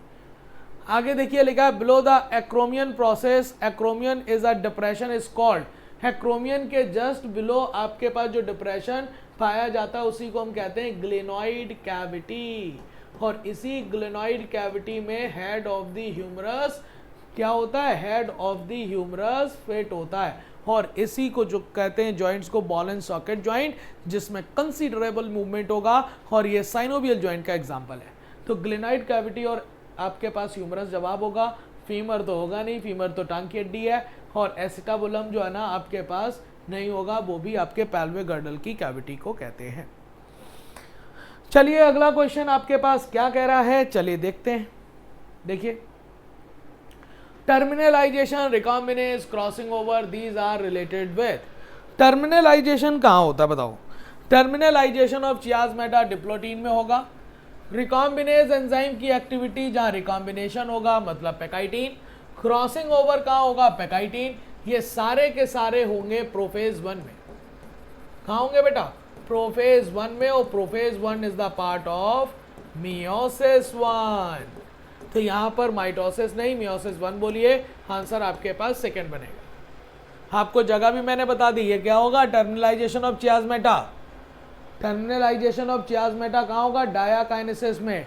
डिप्लोटीन में ये चियाज़मेटा एक्स शेप्ड स्ट्रक्चर में दिखाई देगा, है ना। रिकॉम्बिनेज एंजाइम और क्रॉसिंग ओवर एक ही जगह, कहां पर, पेकाइटिन। In alpha thalassemia, production of alpha globin chain is affected, while in the beta thalassemia, production of beta globin chain affected। बिल्कुल बात सही है, क्योंकि अल्फा थैलेसीमिया में लिंक जीन है, याद आया कि नहीं, एच मतलब जो है ना यहाँ पर जो बीटा थैलेसीमिया के लिए नॉर्मल जीन HBB जीन, जबकि HbA1 और HbA2 जीन अल्फा थैलेसीमिया के लिए लिंक जीन है, जिसके 4 एलील होंगे, नंबर ऑफ एलील डिक्रीज होंगे, तो number of alpha chain decrease होगी। एक तरह का ये क्वांटिटेटिव डिसऑर्डर है हीमोग्लोबिन को लेकर। क्वालिटेटिव डिसऑर्डर होता है सिकल सेल एनीमिया। चलिए 161 का स्टेटमेंट 2 पढ़ते हैं। लिखा हुआ the chromosomal disorder caused due to the absence और एक्सेस और एबनॉर्मल अरेंजमेंट ऑफ 1 और मोर क्रोमोसोम। बिल्कुल बात सही है। क्रोमोसोमल डिसऑर्डर में 2 तरह के डिसऑर्डर आएंगे। एक को हम कहेंगे क्रोमोसोम के नंबर पर बेस्ड, क्रोमोसोम के नंबर पर बेस्ड, जिसमें हम एन्यूप्लॉइडी, ट्राइसोमी, टेट्रासोमी, मोनोसोमी, नलीसोमी की बात करेंगे। और एक में होगा क्रोमोसोम के स्ट्रक्चर में चेंज, जिसे हम कहेंगे क्रोमोसोमल एब्रेशन। क्या कहेंगे, क्रोमोसोमल एब्रेशन। ये सब क्रोमोसोमल डिसऑर्डर में आएंगे। दोनों स्टेटमेंट सही हैं। आपने क्रोमोसोमल एब्रेशन में सुना होगा इन्वर्जन, डिलीशन, ट्रांसलोकेशन, है ना, सुना है कि नहीं, डुप्लीकेशन, डिलीशन। ये वाला फोटो देखिए, पहचान लो तो बताओ। इनकरेक्ट मैच निकालना है आपको। ये वाला दिख रहा होगा, लैकुने में एक से ज्यादा सेल दिख रहा है, तो ये सेल कॉन्ड्रोसाइट होती है और ये कार्टिलेज है। जबकि आपको बहुत सारी लैकुना में सिंगल सेल दिखाई देगी। ये बोन का फोटो है, ये कार्टिलेज का है और ये बोन का है। कहते हैं टिप ऑफ नोज पर कार्टिलेज होती है, बिल्कुल कार्टिलेज होती है। कौन सी कार्टिलेज, इलास्टिक कार्टिलेज। जो बोन्स होते हैं हार्ड और नॉन प्लायबल ग्राउंड सबस्टेंस रखते हैं, बिल्कुल बात सही है। नॉन प्लायबल होते हैं, इसका मतलब ये कंप्रेशन के प्रति रेजिस्टेंस नहीं रखेंगे, टूट जाएंगे। और इसमें कौन से सॉल्ट होते हैं बोन्स में, कैल्शियम सॉल्ट। ज्यादा सॉल्ट कौन सा होता है, कैल्शियम फॉस्फेट, नहीं CA3PO4 का होल ट्वाइस। फिर लिखा हुआ है कि भैया कार्टिलेज इंटरसेलुलर मटेरियल सॉलिड और प्लायबल होते हैं, जो रेसिस्ट कर सकते हैं कंप्रेशन को। कॉन्ट्राइटिंग सॉल्ट पाए जाते हैं, ये बात सही है। फिर लिखा हुआ है बोन्स फाइबरलेस होते हैं। भैया कनेक्टिव टिश्यू के एग्जांपल हो तो फाइबरलेस तो हो ही नहीं सकते। गलत गलत गलत निकालना है तो आंसर 4 बनेगा। क्या बन जाएगा बेटा, 4। अगला क्वेश्चन देखो। Vacuole contains water, sap, excretory product and other material not useful for the cell. तो कहते हैं प्लांट सेल में डिस्पोजेबल बैग की तरह कौन काम करता है, वैक्यूल। और वैक्यूल जितना भी वेस्ट है, एक्सक्रीटरी मटेरियल है, उसे स्टोर करता है। हमने कहा वहाँ पर कंसंट्रेशन ज़्यादा होती। वैक्यूल की मेम्ब्रेन को टोनोप्लास्ट कहते हैं। और फिर भी वेस्ट को अगर वहाँ स्टोर करना है तो अगेंस्ट द कंसंट्रेशन ग्रेडियंट काम करना पड़ेगा। टोनोप्लास्ट के अक्रॉस जो ट्रांसपोर्ट होता है चीज़ों का, वो होता है अगेंस्ट द कंसंट्रेशन ग्रेडियंट। मतलब ये हुआ कि वो काम करते हैं अगेंस्ट, इसका मतलब एक्टिव ट्रांसपोर्ट होगा, एनर्जी लगेगी। Statement 2, in plants tonoplast facilitate करेगा transport of number of ions and other materials against the concentration gradient. यही तो मैं कह रहा था, दोनों बातें सही हैं, दोनों बातें सही हैं, आंसर 4 हो जाएगा। अगला क्वेश्चन बताइए, अगला क्वेश्चन देखिए, लिखा how many primary spermatocyte are needed to produce 200 spermatozoa. तो देखिए अगर मैं कहानी शुरू करूं तो स्पर्मेटोगोनिया से, स्पर्मेटोगोनिया डिफरेंशिएट होकर प्राइमरी स्पर्मेटोसाइट बनाती। बेटा क्वेश्चन समझ लो, प्राइमरी स्पर्मेटोसाइट बनाती है, प्लॉइडी अभी भी चेंज नहीं हुई। ये क्या है? स्पर्मेटोगोनिया है। क्या है? स्पर्मेटोगोनिया। और स्पर्मेटोगोनिया की प्लॉइडी क्या होगी? 2n होगी। यहाँ पर ये स्टेप क्या है? इस स्टेप को हम कहते हैं डिफरेंशिएशन या फिर ग्रोथ। अब इसके पास होगी मियोसिस 1, और जब मियोसिस 1 होगी तो आप मुझे बताइए 2 सेल बनेंगी, और इन 2 सेल को हम कहेंगे सेकेंडरी स्पर्मेटोसाइट।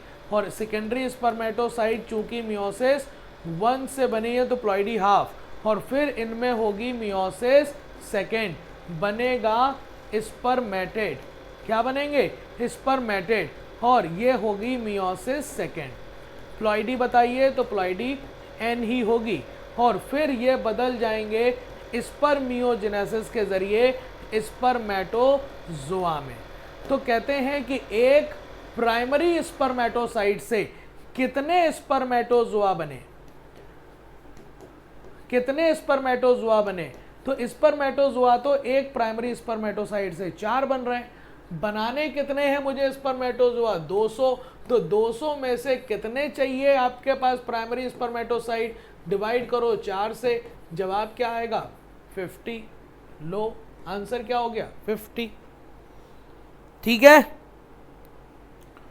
अगला देखिए, लिखा हो how many hydrogen bonds are present in the given sample of DNA. अरे यार, एडेनिन के और थाइमीन के बीच 2 हाइड्रोजन बॉन्ड, गुआनिन और साइटोसिन के बीच 3 हाइड्रोजन बॉन्ड। तो एडेनिन और थाइमीन के बीच 2, तो काउंट करो 2, 2 4, 3 7, 3 10, 3 13, 2 15, 2 17, 3 20, 3 23, 23 बॉन्ड होंगे। आंसर 3rd हो गया, काउंट कर लेना। ठीक है, आगे लिखा हुआ है in which human the chromosome number are 46।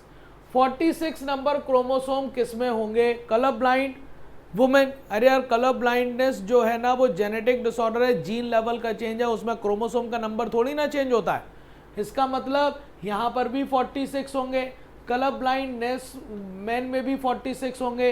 Haemophilia भी जेनेटिक डिसऑर्डर है, इसमें भी 46 होंगे। फीमेल्स विद टर्नर सिंड्रोम, ये है एन्यूप्लॉइडी, उसमें भी मोनोसोमी। कितने क्रोमोसोम होंगे? 45। और फीमेल विद थैलेसीमिया, थैलेसीमिया भी आपके पास जेनेटिक डिसऑर्डर है, 46। इसका मतलब कितने in which human chromosome are present? 46।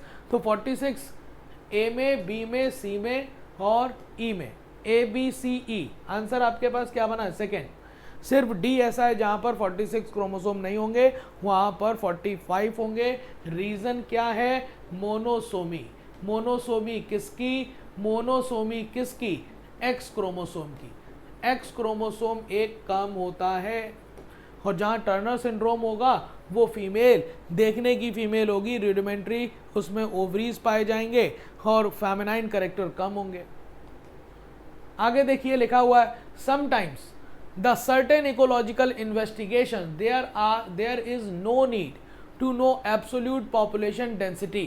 कहते हैं कहीं कहीं पर ऐसी इकोलॉजिकल इन्वेस्टिगेशन करनी पड़ती है जहां पर पॉपुलेशन डेंसिटी एब्सोल्यूट निकालना मुश्किल होती है, या फिर कहते हैं कि ज़रूरत नहीं होती। उस जगह पर हम रिलेटिव डेंसिटी को हम नॉर्मल पॉपुलेशन डेंसिटी के इक्वल मानते हैं। जैसे कि टाइगर के सेंसस में हम उनके पग मार के या फिर उनके फीकल मैटर को काउंट करके या पता लगाते हैं। जैसे कि अगर किसी तालाब में मछली का पता लगाना है तो एक सिंगल कॉर्ड में जितनी आई मछली, उस हिसाब से हम मल्टीप्लाई करके उसकी पॉपुलेशन डेंसिटी निकाल लेते हैं। तो ऐसे हम पैरामीटर्स का यूज़ कर लेते हैं। Under normal condition, normal condition में immigration are the most important factor influencing the population density, गलत बात। यहाँ पर अंडर नॉर्मल कंडीशन में नहीं होगा, अंडर स्पेशल कंडीशन में। जब न्यू कॉलोनाइजेशन होगा तो immigration important role play करेगा। नॉर्मल कंडीशन में बर्थ एंड डेथ रेट ही इंपॉर्टेंट रोल प्ले करेगा। इसका मतलब ये वाली बात गलत, एक सही दूसरा गलत, आंसर आपका बनेगा सेकंड। क्या बन जाएगा बेटा, सेकंड बनेगा कि नहीं बनेगा, बता दो। ठीक है, चलिए अगला क्वेश्चन बताना। अगला क्वेश्चन लिखा हुआ है which type of pages are present in red data book. तो रेड डेटा बुक में पेजेस रेड भी होंगे जो कि नियर टाइम में भी, मतलब रियल टाइम में भी एक्सटिंक्शन की कगार पर खड़े। पिंक वाले पेजेस का मतलब नियर फ्यूचर में, और ग्रीन वाले में जिन्हें एक्सटिंक्शन का डर नहीं है। तो सारे पेजेस हैं, ब्लैक पेज भी है जो एक्सटिंक्ट हो चुके हैं। आगे लिखा हुआ है कि select the incorrect statement for genetic material. Incorrect statement बताना है जेनेटिक मटेरियल के लिए। DNA chemically less stable, less reactive and structurally more stable compare किया जाए आरएनए से, तो बिल्कुल बात सही है। डीएनए केमिकली भी स्टेबल है, स्ट्रक्चरली भी स्टेबल है ना, क्योंकि डीएनए रिएक्टिव कम होता है, उसके 2' एंड पर OH नहीं है, यूरेसिल नहीं है, डबल स्ट्रैंडेड है, तो स्टेबल है। DNA is better genetic material, बिल्कुल, क्योंकि स्टेबिलिटी ज़्यादा है। फर्स्ट जेनेटिक मटेरियल आरएनए होता है, हालांकि both DNA RNA are able to mutate, बिल्कुल दोनों म्यूटेट कर सकते हैं, लेकिन अपने आप को स्लो म्यूटेट कौन करेगा, डीएनए। आरएनए फास्ट म्यूटेट करेगा, इवोल्यूशन के लिए स्लो म्यूटेशन ज़रूरी है। RNA mutate slower then the rate of DNA, ये वाली बात गलत है। डीएनए स्लोअर करेगा, आरएनए फास्टर करेगा। आंसर क्या बन जाएगा, 169 का। और ये हो गया हमारे सेशन का आखिरी क्वेश्चन 170। ठीक है, देखें क्या लिखा है।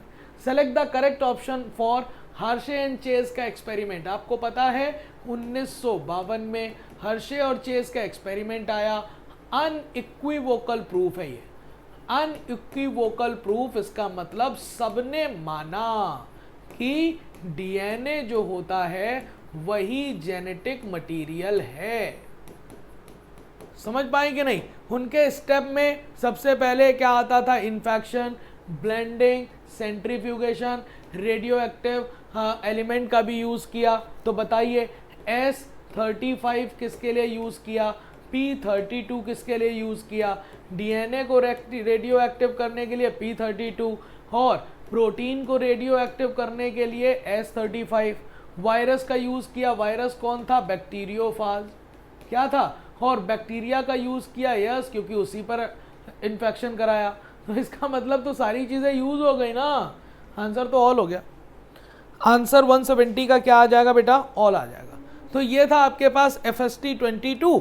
हमने अपने हिस्से के आपको क्वेश्चन बता दिए 136 से 172। आपको कैसा लगा आप ज़रूर बताइएगा। ऐसे ही पढ़ते रहिए, अपना ख्याल रखिए और ऐसे ही प्रैक्टिस करते रहिए। आने वाले 25 में आपका नीट आपका साथ ज़रूर देगा और आपको अच्छा कॉलेज ज़रूर मिलेगा। थैंक यू सो मच, हमें इजाज़त दीजिए, धन्यवाद।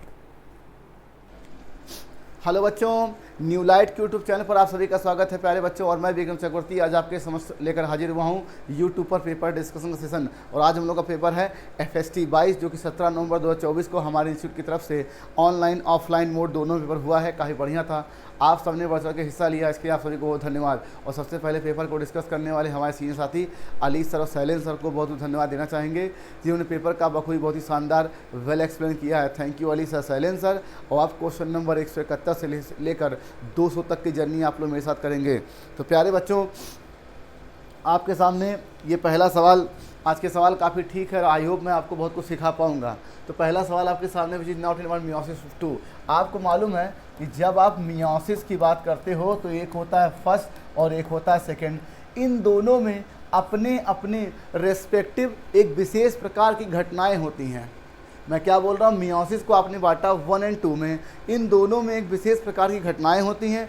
आप जैसे और इन दोनों को फर्दर वही चीज़ prophase 1, metaphase 1, anaphase 1, telophase 1, cytokine, ऐसे same prophase 2, metaphase 2, anaphase 2, telophase 2 और साइटोकाइनेसिस। लेकिन जो आपका मियोसिस 2 है ये नॉर्मल माइटोसिस की तरह वर्क करता है, मतलब अपीयरेंस इसकी बिहेवियर होता है सेल का। लेकिन जो प्रोफेज 1 है थोड़ा कॉम्प्लेक्स होता है और के कंपेयर में। तो आपसे पूछ रहे हैं कि भाई कौन सी चीज़ मियोसिस 2 में नहीं होती है। तो अब देखिए जब मैं बोल रहा हूँ कि मियोसिस 1 और मियोसिस 2 में बांटा गया है, तो पहला आपका इसका फेज आता है प्रोफेज 1, उसके बाद मेटाफेज 1, उसके बाद एनाफेज 1 और उसके बाद टीलोफेज 1। ठीक, आपको पता है कि प्रोफेज 1 को फर्दर 5 सब फेज में बांटा गया है, लेप्टोटिन, जाइगोटिन, पैकिटिन, डिप्लोटिन, डाइकाइनेसिस। तो जो आपका सिनेप्टोनिमल कॉम्प्लेक्स का फॉर्मेशन होता है वाया प्रोसेस साइनेप्सिस, ये होता है आपका, ठीक है, और ये आपका होता है जाइगोटिन फेज में, किसके, प्रोफेज 1 के। इसका मतलब अगर जाइगोटिन प्रोफेज 1 का पार्ट है, ठीक है, अगर प्रोफेज जाइगोटिन प्रोफेज 1 का पार्ट है तो इसका मतलब प्रोफेज 1 मियोसिस 1 में है, तो मियोसिस 2 में ये चीज़ नहीं होती है, गलत है। इसके बाद लिखा सेपरेशन ऑफ होमोलोगस क्रोमोसोम, जो सेपरेशन होमोलोगस क्रोमोसोम है वो इसमें होता है, तो इसका मतलब ये भी एनाफेज 1 मियोसिस 1 में है, तो ये भी है, ये भी नहीं होगा। और रिकॉम्बिनेज एंजाइम जो होता है वो पैकिटीन में, पैकिटीन में क्रॉसिंग ओवर की घटना घटती है, क्रॉसिंग ओवर, ठीक, और क्रॉसिंग ओवर के लिए एंजाइम चाहिए होता है रिकॉम्बिनेज। तो इसका मतलब अब अगर पैकिटीन प्रोफेज 1 का एक फेज है और प्रोफेज 1 मियोसिस 1 का है, तो ये भी मियोसिस 2 में इन्वॉल्व नहीं है। ठीक, तो क्या आंसर आ गया 4। तो ये सब के सब मियोसिस 1 से संबंधित हैं, मियोसिस 2 में। और मियोसिस 2 सिंपल माइटोसिस की तरह होता है, बात याद रखिएगा। इसके अलावा काइस्मेटा का फॉर्मेशन भी मियोसिस 1 में है, डिसोल्यूशन सेप्टोनिमल कॉम्प्लेक्स भी मियोसिस 1 में है। ठीक है भाई, 4th आंसर। अब लिखा है द साइटोप्लाज्म डिवीजन ऑर्गेनेल्स। आपको मालूम है कि सपोज ये एक सेल है, इसमें 2 न्यूक्लियस बन गया, क्या हो गया था, कैरियोकाइनेसिस। ठीक, अब इसके बाद इसकी होगी साइटोकाइनेसिस, एक न्यूक्लियस इसमें और एक न्यूक्लियस इसमें। ठीक, ये चीज़ तो हो गई। अब कमाल की बात है कि जब ऐसा होगा तो जितने सेल ऑर्गेनेल इसके अंदर होते हैं वो इक्वली बराबर इसमें बढ़ जाएंगे। क्यों? क्योंकि बंटवारा हमेशा बराबर का होता है। जो चीज़ नेचुरल प्रोसेस भगवान ने बनाई है उसमें कभी भी ऐसा नहीं होता कि जब साइटोकाइन होनी होगी तो ज़्यादा माइटोकॉन्ड्रिया इसमें चला जाएगा, इसमें माइटोकॉन्ड्रिया रहेगा ही नहीं, क्लोरोप्लास्ट इसमें चला जाएगा, इसमें रहेगा, ऐसा नहीं है। जितने भी माइटोकॉन्ड्रिया, प्लास्टिड और जितने होते हैं सब के सब अलग अलग न्यूक्लियस के द्वारा, जैसे ये अलग बटा तो इन दोनों बराबर जाएगा भाई, तो ये ठीक है। अब देखिए, अभी मैंने बताया है कि मियोसिस हो चाहे माइटोसिस हो, उन सब के प्रोफेज, मेटाफेज, एनाफेज, टीलोफेज में हर स्टेज में, हर फेज में अपनी एक विशेष पर घटना घटती है। तो कहते हैं कि जो एनाफेज होता है बच्चों, एनाफेज इसमें आपका सेंट्रोमियर स्प्लिट करता है। अब ये सेंट्रो स्प्लिटिंग क्या चाहिए, देखिए मैं कह रहा हूँ ये एक न्यूक्लियस है और यहाँ पर आपका ये ऐसे बना हुआ है, ऐसे, तो जब ये बीच से टूटेगा तो ही ये देखिए अपोजिट पोल की तरफ जाएगा कुछ इस तरीके से। तो यही होती है, देखिए आपकी किताब में कुछ ऐसे ही डायग्राम बना हुआ है, इसी को स्प्लिटिंग कहते हैं। और मूवमेंट ऑफ क्रोमेटिड या फ्यूचर क्रोमोसोम का अपने अपोजिट पोल की तरफ जाना, तो ये टीलोफेज में नहीं होता भाई। सेंट्रोमियर की स्प्लिटिंग ये एनाफेज में होती है, गलत है भाई। तो ये पहला सही दिख रहा है, दूसरा गलत, दैट इज सेकेंड आंसर। अब देखिए ये क्वेश्चन आपके बॉडी फ्लूइड सर्कुलेशन का है। उन्होंने वहाँ बताया है कि ये चाहे हम आर्टरी की बात करें और चाहे हम वेन की बात करें, ये दोनों बेसिकली 3 लेयर्स के बने होते हैं। ठीक, 3 लेयर्स के। और ये 3 लेयर्स क्या है सर? पहला आपका ट्यूनिका इंटीमा है, जो कि एक आपकी सिंपल स्क्वेमस होती है, इसी को आप स्क्वेमस एंडोथेलियम बोलते हैं। दूसरा ट्यूनिका मीडिया है, जो कि स्मूथ फाइबर और इलास्टिक फाइबर की है। और तीसरी जो है ट्यूनिका एक्सटर्ना, ये फाइबर का टिश्यू की बनी है। ये तीनों तो हमें सही दिख रहा है। अब मैं पहले बोल रहा हूँ चाहे आर्टरी हो चाहे वेन हो, ये बेसिकली 3 लेयर्स के बने होते हैं। तो आर्टरी में ये मीडिया एब्सेंट नहीं होगा, हाँ। लेकिन अब देखिए कहते हैं कि आर्टरी का ल्यूमेन छोटा पतला होता है, कम होता है, और वेन्स का ज़्यादा होता है। ऐसा इसलिए कि ट्यूनिका मीडिया जो होती है कंपैरेटिवली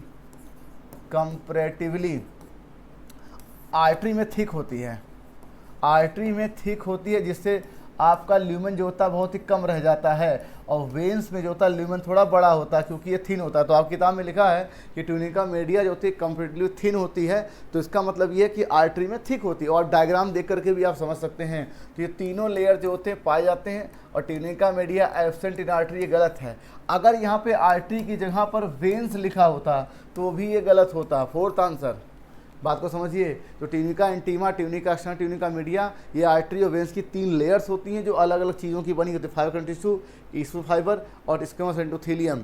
और ट्यूनिका मीडिया जो होता है ये आपके वेन्स में थिन होती है और आर्टरी में थिक होती है, जिसका ल्यूमेन जो होता है छोटा है। सपोज ये वेन्स का है और ये आपकी आर्टरी का है, तो अगर आर्टरी में इसीलिए प्रेशर ज़्यादा होता है क्योंकि अंदर जो होता है एरिया कम होता है। Fourth answer. अब लिखा सेलेक्ट द को फैक्टर। आपको बताया गया था कि जब आप होलो एंजाइम की बात कर रहे हो, होलो एंजाइम, तो इसमें 2 पार्ट थे, एक था एपो एंजाइम और दूसरा था को फैक्टर। को फैक्टर ये प्रोटीन पार्ट था, ये नॉन प्रोटीन पार्ट था। और को फैक्टर को फर्दर आपने 3 प्रकार में बांटा। कौन सा? पहला को एंजाइम, दूसरा मेटल आयन और तीसरा आपका प्रोस्थेटिक ग्रुप। और कमाल की बात है, कोएंजाइम, प्रोस्थेटिक ग्रुप, ये दोनों के दोनों ऑर्गेनिक कंपाउंड होते हैं।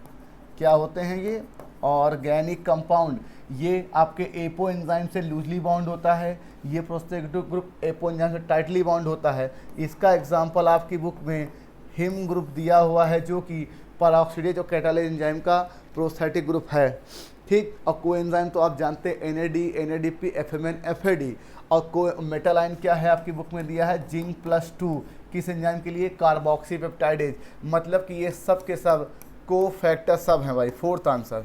ये क्वेश्चन था। ये क्वेश्चन ये नहीं था कि सेलेक्ट द को एंजाइम, तो को एंजाइम करेंगे तो BCD आएगा, और अगर हम कहेंगे सेलेक्ट द प्रोस्थेटिक ग्रुप तो केवल ओनली E आएगा। ये बात याद रखिएगा भाई। Third answer.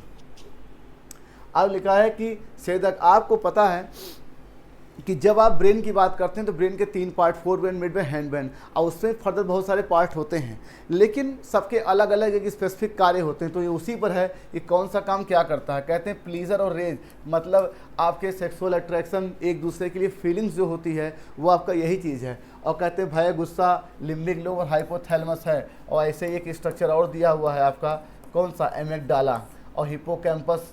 ठीक है, हिपोकैम्पस भी होता है। और मोटिवेशन, लिम्बिक लोब, हाइपोथैलेमस। जहाँ कहीं पर भी इमोशन है, एक दूसरे के लिए फीलिंग्स हैं, वहाँ पर हाइपोथैलेमस, एमिगडाला, लिम्बिक लोब या लिम्बिक सिस्टम काम करता है। अब देखिए, आपकी NCERT किताब में इस चैप्टर के पीछे क्वेश्चन पूछा गया है डिस्टिंग्विश्ड। ठीक है, आपकी NCERT किताब में पीछे क्वेश्चन पूछा गया डिस्टिंग्विश बिटवीन सेंसरी नर्व, मतलब आपकी क्रेनियल नर्व और स्पाइनल नर्व, इन दोनों में डिफरेंस पूछा गया है। आपकी NCERT ने सवाल आपसे पूछा है। अब अगर जब आप इसको सॉल्व करेंगे तो क्रेनियल नर्व जो होती है 12 पेयर होती है ह्यूमन में, इसे सॉल्व करेंगे तो 31 होती है। ये आपकी मिक्स्ड हो सकती है, ये सेंसरी हो सकती है, ये मोटर भी हो सकती है, लेकिन स्पाइनल नर्व हमेशा मिक्स्ड होती है, जैसे कि रिफ्लेक्स एक्शन में डॉर्सल सेंसरी वेंट्रल मोटर। ठीक है, इसका फॉर्मूला ठीक है। तो जब आपने इस क्वेश्चन को सॉल्व किया जो NCERT ने आपसे पूछा है, क्रेनियल नर्व होती है सेंसरी मोटर मिक्स, ये ऑलवेज मिक्स, ये 12 पेयर और 31 पेयर, तो इसका मतलब क्रेनियल नर्व ऑलवेज सेंसरी, यही गलत है भाई। ठीक है, थर्ड आंसर। तो ये NCERT के पीछे से पूछा गया था।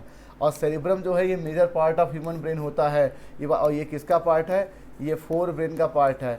इसी को आप कॉन्शियस माइंड कहते हो। हमारी बॉडी की जितनी भी वॉलंटरी एक्टिविटी है, जहाँ पर हमारी चेतना, ध्यान, हमारी इच्छा से किया गया कार्य होता है, वो सब का सब सेरिब्रम कंट्रोल करता है भाई।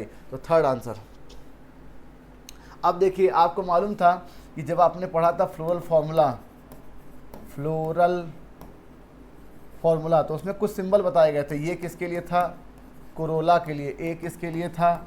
एंड्रोसियम के लिए। और ये बताया गया था कि जब आप ब्रैकेट से किसी चीज़ को इनक्लोज करते हो, मतलब इसकी जो यूनिट होती है आपकी पेटल, वो आपस में जुड़ी हुई है। जैसे आपने पढ़ा था गाइनोसियम, तो उसको आपने ब्रैकेट किया मतलब सिनकार्पस, और जब आपने इसे खोल दिया तो एपोकार्पस। तो ऐसे ही एक टर्म आता कोहेसन और एडेशन। कोहेसन का मतलब है दो फ्लोरल अपेंडेज के यूनिट्स आपस में, एक फ्लोरल अपेंडेज के यूनिट आपस में ही जुड़े हों, जैसे गैमोसिपेलस, गैमोपिटाइलस, सिनकार्पस, ठीक है, सिनेंड्रस, सिनजेनेसियस, मोनोडेल्फस, ये सब कोहेसन है। और कहा जाए कि दो फ्लोरल अपेंडेजेस कैलिक्स, आपका कोरोला और एंड्रोसियम है, पेरियंथ है और एंड्रोसियम है, इनमें जो जुड़ाव हो तो इसको बोलेंगे क्या चीज़, एडहेसन। तो ये जो डायग्राम आपको दिख रहा है, ये दो डिफरेंट फ्लोरल अपेंडेज के बीच जुड़ाव है, मतलब अटैचमेंट है, उसको क्या बोलेंगे, टाइप ऑफ एडेशन। ये कोहेसन कभी नहीं है। कोहेसन ये हो सकता है, कोहेसन आपका ये हो सकता है, कोहेसन ये हो सकता है, ध्यान रखिएगा। अब ये जो कंडीशन है इसको बोलते हैं इपीपेटेलस। क्या बोलते हैं, इपीपेटेलस। और इसकी तीन फैमिलीज होती हैं, कौन कौन सी, पहली आपकी सोलेनेसी है, दूसरी आपकी मालवेसी है और तीसरी आपकी कंपोजिटी है। ये तीन फैमिली में पाया जाता है। अब देखिए अटैचमेंट ऑफ टू डिफरेंट फ्लोरेंट बिल्कुल सही है, और इपीपेटेलस तो बी सी डी, और आपकी किताब में इसका एग्जाम्पल ब्रिंजल दिया हुआ है, तो क्या हो जाएगा, B C D, second answer. अब देखिए collective agent of dengue virus. Dengue virus जो होता है वो एक प्रकार का आरएनए जीनोम वाला वायरस होता है, और ये सिंगल स्टैंडर्ड है भाई, सिंगल स्टैंडर्ड, उसका नाम फ्लेविराइबो वायरस है, ठीक। और इसका जो आपका वेक्टर होता है, वेक्टर ये आपका एडीज मॉस्किटो है, ठीक, बढ़िया भाई, थर्ड आंसर। लिखा है कि which kind of meristem are free of virus, apical और एक्सिलरी, ये दोनों प्रकार के मेस्टम होते हैं, ये वायरस से फ्री होते हैं। वायरस से फ्री कैसे होते हैं, आपको पता है एक कोशिका है और कोई एक वायरस है, ये इसके अंदर जाएगा, इसकी पूरी मशीनरी को कैप्चर करेगा, क्योंकि ये एक प्रकार की होस्ट सेल होती है, ठीक। अब अगर किसी कारण से ये वायरस जाएगा, इसके अंदर मल्टीप्लाई करेगा, अगर इसके मल्टीप्लाई करने से पहले ये सेल फर्दर डिवाइड कर जाए, ये फर्दर डिवाइड कर जाए, तो क्या करेगा वायरस, जब तक इसकी होस्ट की मशीनरी में सेल की मशीनरी को पिकअप करेगा, कैप्चर करेगा, उससे पहले ही सेल नहीं बन जाए। तो इसका मतलब rate of multiplication of meristematic tissue are very faster than rate of multiplication of virus, जो होता है बहुत ही फास्ट होता है। तो इसका वैसे ये ठीक वैसे है जैसे कि आप किसी मेट्रो स्टेशन पर खड़े हों, और आप जैसे ही खड़े हो आपके पाँव रखने से पहले ही दरवाज़ा अपने आप बंद हो जाए, तो कहने के लिए तो आप स्टेशन पर खड़े रहेंगे, लेकिन मेट्रो में आप सफ़र नहीं कर पाएंगे। तो आप क्या बोलेंगे कि वायरस का मल्टीप्लिकेशन का रेट आपके मेस्टमेट टिश्यू की सेल्स के रेट से बहुत स्लो होता है, इसलिए ये होस्ट की मशीनरी को पिकअप नहीं कर पाता, इसलिए ये इन्फेक्शन नहीं काज कर पाता है, इसीलिए फ्री ऑफ वायरस होता है, फोर्थ आंसर। ये बात याद रखिएगा। अब लिखा सीधा इन सीटू कंजर्वेशन, कुछ नहीं सर, नेशनल पार्क है जिसकी संख्या कितनी है 90, बायोस्फीयर कितना 14, और सेक्रेड ग्रुप्स वो जगह होती है, सपोज है कोई हैबिटेट है और वहाँ की जो ट्राइब्स जातियाँ होती हैं, आदिवासी जातियाँ होती हैं, वो अपने पेड़ों को बहुत ही पूजनीय बना दे, मतलब उसको पूजा पाठ करने लगे, तो जिसे इंसान पूजता है मानता है उसे कभी भी नुकसान नहीं पहुँचाता। तो ये अपने आप क्या बोलते हैं, पवित्र उपवन। कुछ ऐसी जगहों फॉरेस्ट एक्ट होती है जहाँ की जनजाति जातियाँ उसे ही कंजर्व कर लेती, तो ये नेचुरल है, इसकी ये इन सीटू कंजर्वेशन याद रखिएगा। और सीड बैंक, तो जितने प्रकार के बैंक आपकी किताब में दिए हैं, pollen bank, gamete bank, seed bank, ये सब के सब एक सीटू कंजर्वेशन है। तो ए बी सी, हमें तो सेकेंड आंसर दिख रहा है भाई। और इसके अलावा आपकी किताब में हॉट स्पॉट भी है, ठीक है, हॉट स्पॉट। और सेकेंड ग्रुप्स के एग्जांपल तो आपको पता ही है, चंदन बस्तर एरियाज है मेघालय में, अरावली हिल्स ऑफ राजस्थान है, चंदा बस्तर मध्य प्रदेश है, कई दिए हूँ उसमें। तो A B C second answer. लिखा व्हाट इज एग्जाम्पल पॉलीप्लाइडी, आपको पता है जैसे ह्यूमन की अगर आप बात करें तो हम लोग हैं 2n, और इसका एक सेट हो गया हेप्लॉइड और एक सेट हो गया हेप्लॉइड। जब हेप्लॉइड के सेट में क्रोमोसोम किसी सेल में बढ़ेगा 3n, 4n, 5n, तो इसको बोलेंगे पॉलीप्लाइडी। ये आपकी किताब ने ही कहा है। और कुछ ऐसा हो जाए 2n है, एक बढ़ जाए, एक कम हो जाए, दो बढ़ जाए, दो कम हो जाए, इसको बोलेंगे एन्यूप्लॉइडी। जब सेट ऑफ क्रोमोसोम के मल्टीपल में क्रोमोसोम बढ़ेगा तो उसको बोलेंगे पॉलीप्लॉइडी, पेंटाप्लॉइडी, टेट्राप्लॉइडी, हेक्साप्लॉइडी। तो ये क्या गया, फोर्थ आंसर पॉलीप्लॉइडी। अब लिखा था gene recombination occurs due to, आपको पता है कि इंडिपेंडेंट असॉर्टमेंट से ही मेंडल के डायहाइब्रिड एक्सपेरिमेंट आपने देखा था, येलो रिंकिल और ग्रीन राउंड हमें मिला था जो कि रिकॉम्बिनेंट था, तो इसका रिकम होता है। क्रॉसिंग ओवर तो आप जानते हैं, ये दो सेल के बीच एक्सचेंज ऑफ गैमेट होता है, मतलब जेनेटिक मटेरियल का एक्सचेंज होती है, इससे भी आता है। लेकिन सर ये क्या बोला, देखिए मैं कह रहा हूँ ये एक पेरेंट्स हैं मान लीजिए मेल और ये पेरेंट्स हैं फीमेल, इसमें कोई जीन है कलर के लिए मान लीजिए, ऐसे हाइपोथेटिकल मान लीजिए आर, यहाँ पर आर, यहाँ कोई जीन है वाई, यहाँ स्मॉल वाई, तो इनका ये एलिल है, ये एलिल है, इनका अपना एक बेस सीक्वेंस होगा, इनका बेस सीक्वेंस होगा। ऐसे ही फीमेल में मान लो किसी कलर के लिए कोई जीन है, मान लीजिए वाइट और ब्लैक ले लो और वाइट ले लो, और किसी और शेप के लिए कुछ ऐसे ले लो। अगर यहाँ किसी जीन के एक बेस पेयर में भी चेंज आ गया तो अब ये एलिल पहले जैसा रहा नहीं, इसका मतलब ये नया एलिल बन गया। तो जब ये एलिल बदला तो जब इनका गैमीटोजेनेसिस आप कराएंगे, एक सेट ये और एक सेट ये, एक सेट ये, एक सेट ये, तो जब ये इससे कॉम्बाइन करेगा तो जो नॉर्मल आपका कॉम्बिनेशन था पहले के कंपेयर में अब कॉम्बिनेशन जो बदल गया है, ये हो गया रिकॉम्बाइंड। क्यों? मान लीजिए अगर इसमें म्यूटेशन ना हुआ होता, चेंज ना हुआ होता, तो नॉर्मल कुछ ऐसे ही बनता, स्मॉल डब्लू और कैपिटल डब्लू, और यहाँ पे कुछ x ले लें, स्मॉल x। तो ये कॉम्बिनेशन पहले बन रहा था, अब इसके इस एलिल में कुछ चेंज हो गया, हल्का सा म्यूटेशन हो गया, एक बेस पेयर में, दो बेस पेयर में, तो नया एलिल बन गया, मतलब सोर्स ऑफ नया एलिल बन गया। तो नया एलिल मतलब म्यूटेशन हो गया अगर, तो अब हम देख रहे हैं कि ये कॉम्बिनेशन पहले जैसा नहीं रहा, तो ये भी एक प्रकार का रिकॉम्बिनेशन है। और सोर्स ऑफ न्यू एलिल जो होता है वो म्यूटेशन ही होता है, एकाएक नेचर में सडन चेंज हो जाता है जीन में, ठीक है। तो source of new allele formation of ये म्यूटेशन की वजह से होता है भाई, याद रखिएगा। तो ये तीनों सही है, फोर्थ आंसर। अब लिखा कैबेज एंड सलजम, ये आपकी किताब में सलजम का एक डायग्राम बना हुआ है, और कैबेज तो आप जानते हैं सर, गोभी, जो कि इस समय बड़ा ही पसंदीदा भोजन है, गोभी, और इसी को होती है फूल गोभी, पत्ता गोभी। ये ब्रेसिकेसी फैमिली से होते हैं, जिनका ऑर्डर पेराइटल्स है। और आपको पता है कि जो मस्टर्ड या ब्रेसिकेसी है ये डाइकॉट की फैमिली है, और ये क्या है, एक प्रकार का एंजियोस्पर्म है। तो गोभी तो आप जानते हैं, इसके अलावा मस्टर्ड है, इसके अलावा आपका मस्टर्ड हो गया, और जितने प्रकार की मस्टर्ड, राई होती है, मस्टर्ड होती है, ये सब के सब इसी फैमिली के सदस्य हैं भाई, फोर्थ आंसर।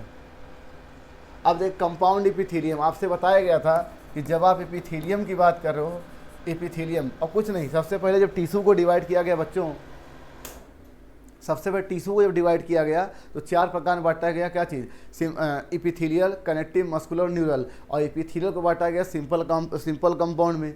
इपिथीलियम को तीन प्रकार में बांटा गया, स्क्वैमस, क्यूबाइडल, कॉलमनर में। तो कंपाउंड इपिथीलियम जो होती है, इसका रोल सिक्रीशन में और एब्जॉर्प्शन में बहुत ही लिमिटेड रोल होता है, और ये डिफ्यूजन बाउंड्री भी नहीं। लेकिन हाँ, चूँकि लेयर में ज़्यादा होती है तो मैकेनिकल प्रोडक्शन देती है, स्ट्रेस से देती है, किसमें, केमिकल में, बिल्कुल ठीक है। और स्किन के नीचे भी होती है। कैलेंडर इपिथीलियम सिक्रीशन करती है। अब देखिए, जितनी भी ग्लैंड्स होती हैं या कोई सेल अगर सिक्रीट कर रही है तो वो इपिथीलियल टिश्यू ही होती है। यूनिसेलर हो सकती है, मल्टी सेलर हो सकती है। यूनिसेलर गॉबलेट सेल है जो कि क्या सिक्रीट करती है, म्यूकस, कहाँ पर, लिमेंट्री कैनाल में। और मल्टी सेलुलर ग्लैंड जो होती है वो होती है सलाइवरी ग्लैंड, और क्या सिक्रीट करती है, सलाइवा। सलाइवरी ग्लैंड होती है क्या, सलाइवा। इसका सिक्रीशन ठीक है। और ये इसका एग्जाम्पल क्या होगा, गॉबलेट सेल, ठीक। और दूसरा सलाइवरी ग्लैंड। और एरियोलर टिश्यू में आपने एक डायग्राम देखा था, उसमें फाइब्रोब्लास्ट थी। आपसे बताया जाता है कि जब आप कनेक्टिव टिश्यू की बात करते हैं, कनेक्टिव टिश्यू, ठीक, तो इसमें तीन चीज़ें बेसिक होती हैं, एक होता है सेल, और एक होता है फाइबर, और एक होता है मैट्रिक्स, ठीक। ये सेल ही फाइबर सिक्रीट करती है, यही सेल मैट्रिक्स भी सिक्रीट करती है, याद रखिएगा। अब ये सेल बदल सकती है, ये सेल फाइब्रोब्लास्ट हो सकती है टिश्यू में, ये एडिपोसाइट हो सकती है, ऑस्टियोसाइट बोन में, कांडोसाइट कार्टिलेज में। तो जो फाइब्रोब्लास्ट है ये फाइबर और मैट्रिक्स बनाने वाला सेल है, किसमें, एरियोलर में। और एरियोलर एक प्रकार का लूज कनेक्टिव टिश्यू है। आपकी किताब में कनेक्टिव टिश्यू को दो प्रकार में बांटा गया, पहले लूज और कनेक्टिव, और क्या चीज़ है, लूज, डेंस और स्पेशलाइज। तो जब आप लूज की बात करेंगे तो लूज में फाइबर थोड़ा कम होगा, मैट्रिक्स ज़्यादा होगा, और डेंस में फाइबर ज़्यादा होगा, मैट्रिक्स कम होगा। और जो स्पेशलाइज है, जैसे कि बोन, कार्टिलेज और ब्लड, वो अलग ही होते हैं, वो किसी विशेष काम के लिए स्पेशलाइज होते हैं। तो जो आपका लिखा है कि एडिपोज टिश्यू, ये एपिथेलियम इधर लिखा है भाई, ठीक है। तो इसका मतलब जो एडिपोज टिश्यू है ये एक प्रकार का लूज कनेक्टिव टिश्यू है, ठीक, पहली बात। और ये काहे के लिए होती है, ये फैट स्टोरिंग टिश्यू होती है भाई, तो ये एपिथेलियम नहीं भाई, फोर्थ आंसर।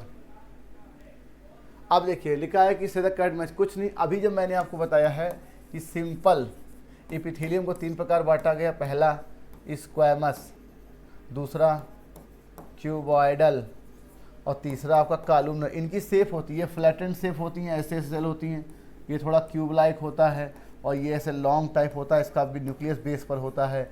तो कुछ नहीं सर, टॉल सेल होती है, simple columnar, cubelike, cuboidal, flattened cell, squamous. और इसके एग्जांपल आपकी किताब में कहाँ दिए हुए हैं? स्क्वेमस कहाँ पर है? एल्विलाई में है, ब्लड वेसल्स में है। और क्यूबॉइडल कहाँ पर है?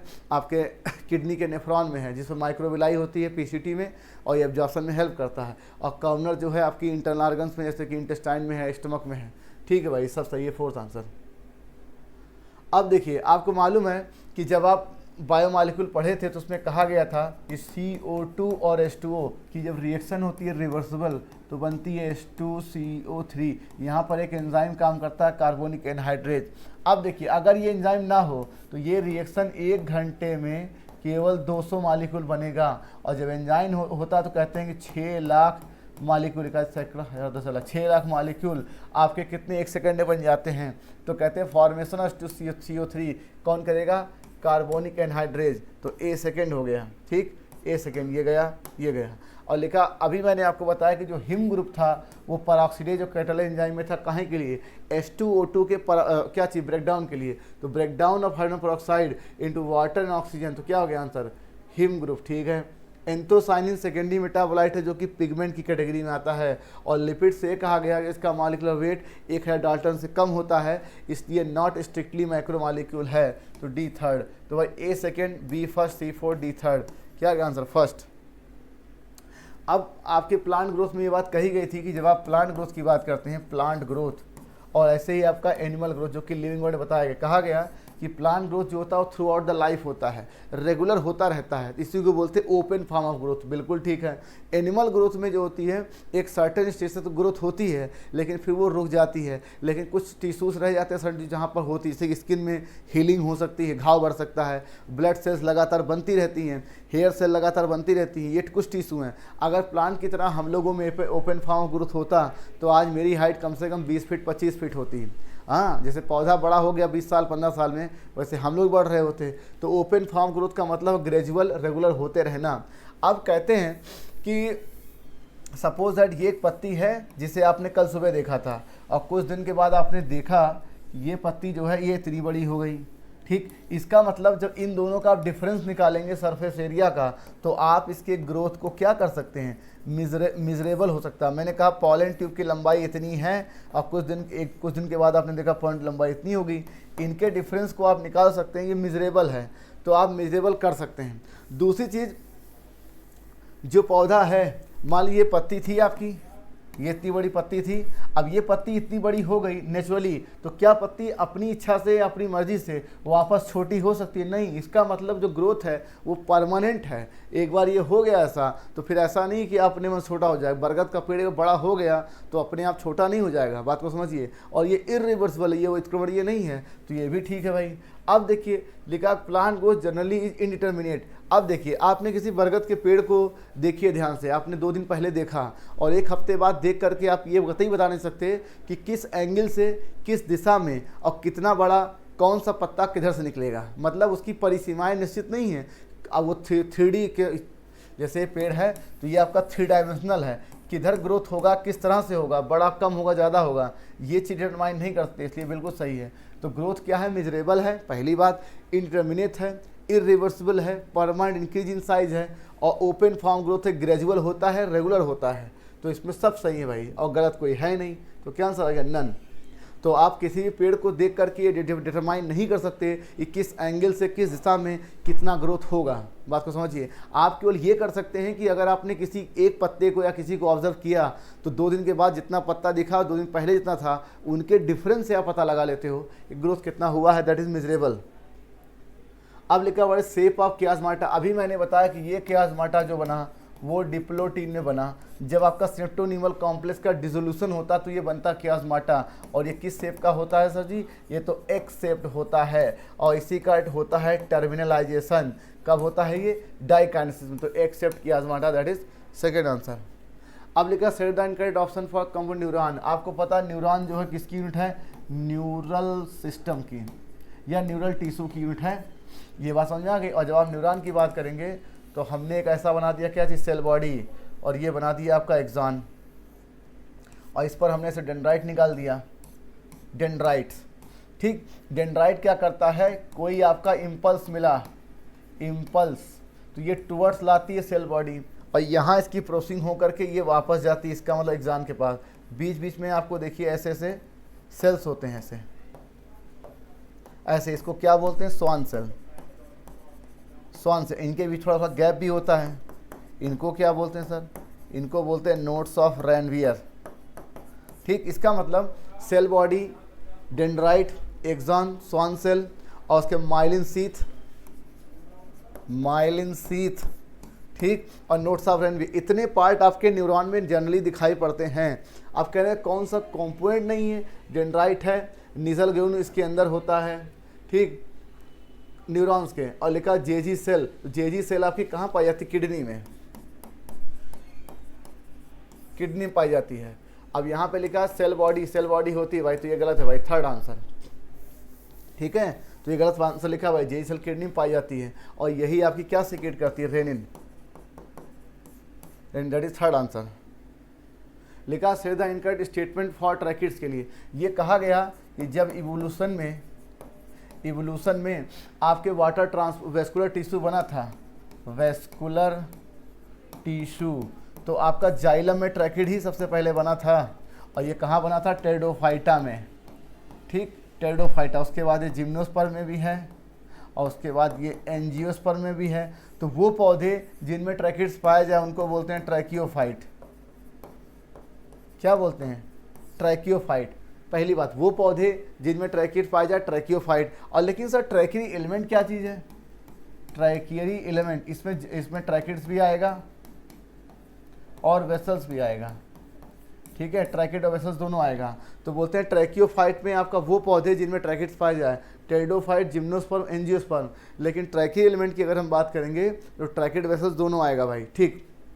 इसका मतलब जो ट्रैकिड्स है वो केवल जिम्नो एंजियो में नहीं, ये टेरिडोफाइटा में, तो ये तो गलत हो गया और हमें आंसर पहले ही दिख गया। और आपको पता है कि जाइलम काम होता है वाटर मिनरल को ट्रांसपोर्ट करना, किसकी मदद से, ट्रैकिड और वेसल्स की मदद से, तो बिल्कुल ठीक है। नॉन लिविंग ये होता है और किसका कंपोनेंट, जाइलम। जाइलम काम 4 कंपोनेंट आपको बताया गया, ट्रैकिड, वेसल्स और फाइबर पैरेन्काइमा बताया गया था, तो ट्रैकिड्स है भाई, सेकेंड आंसर।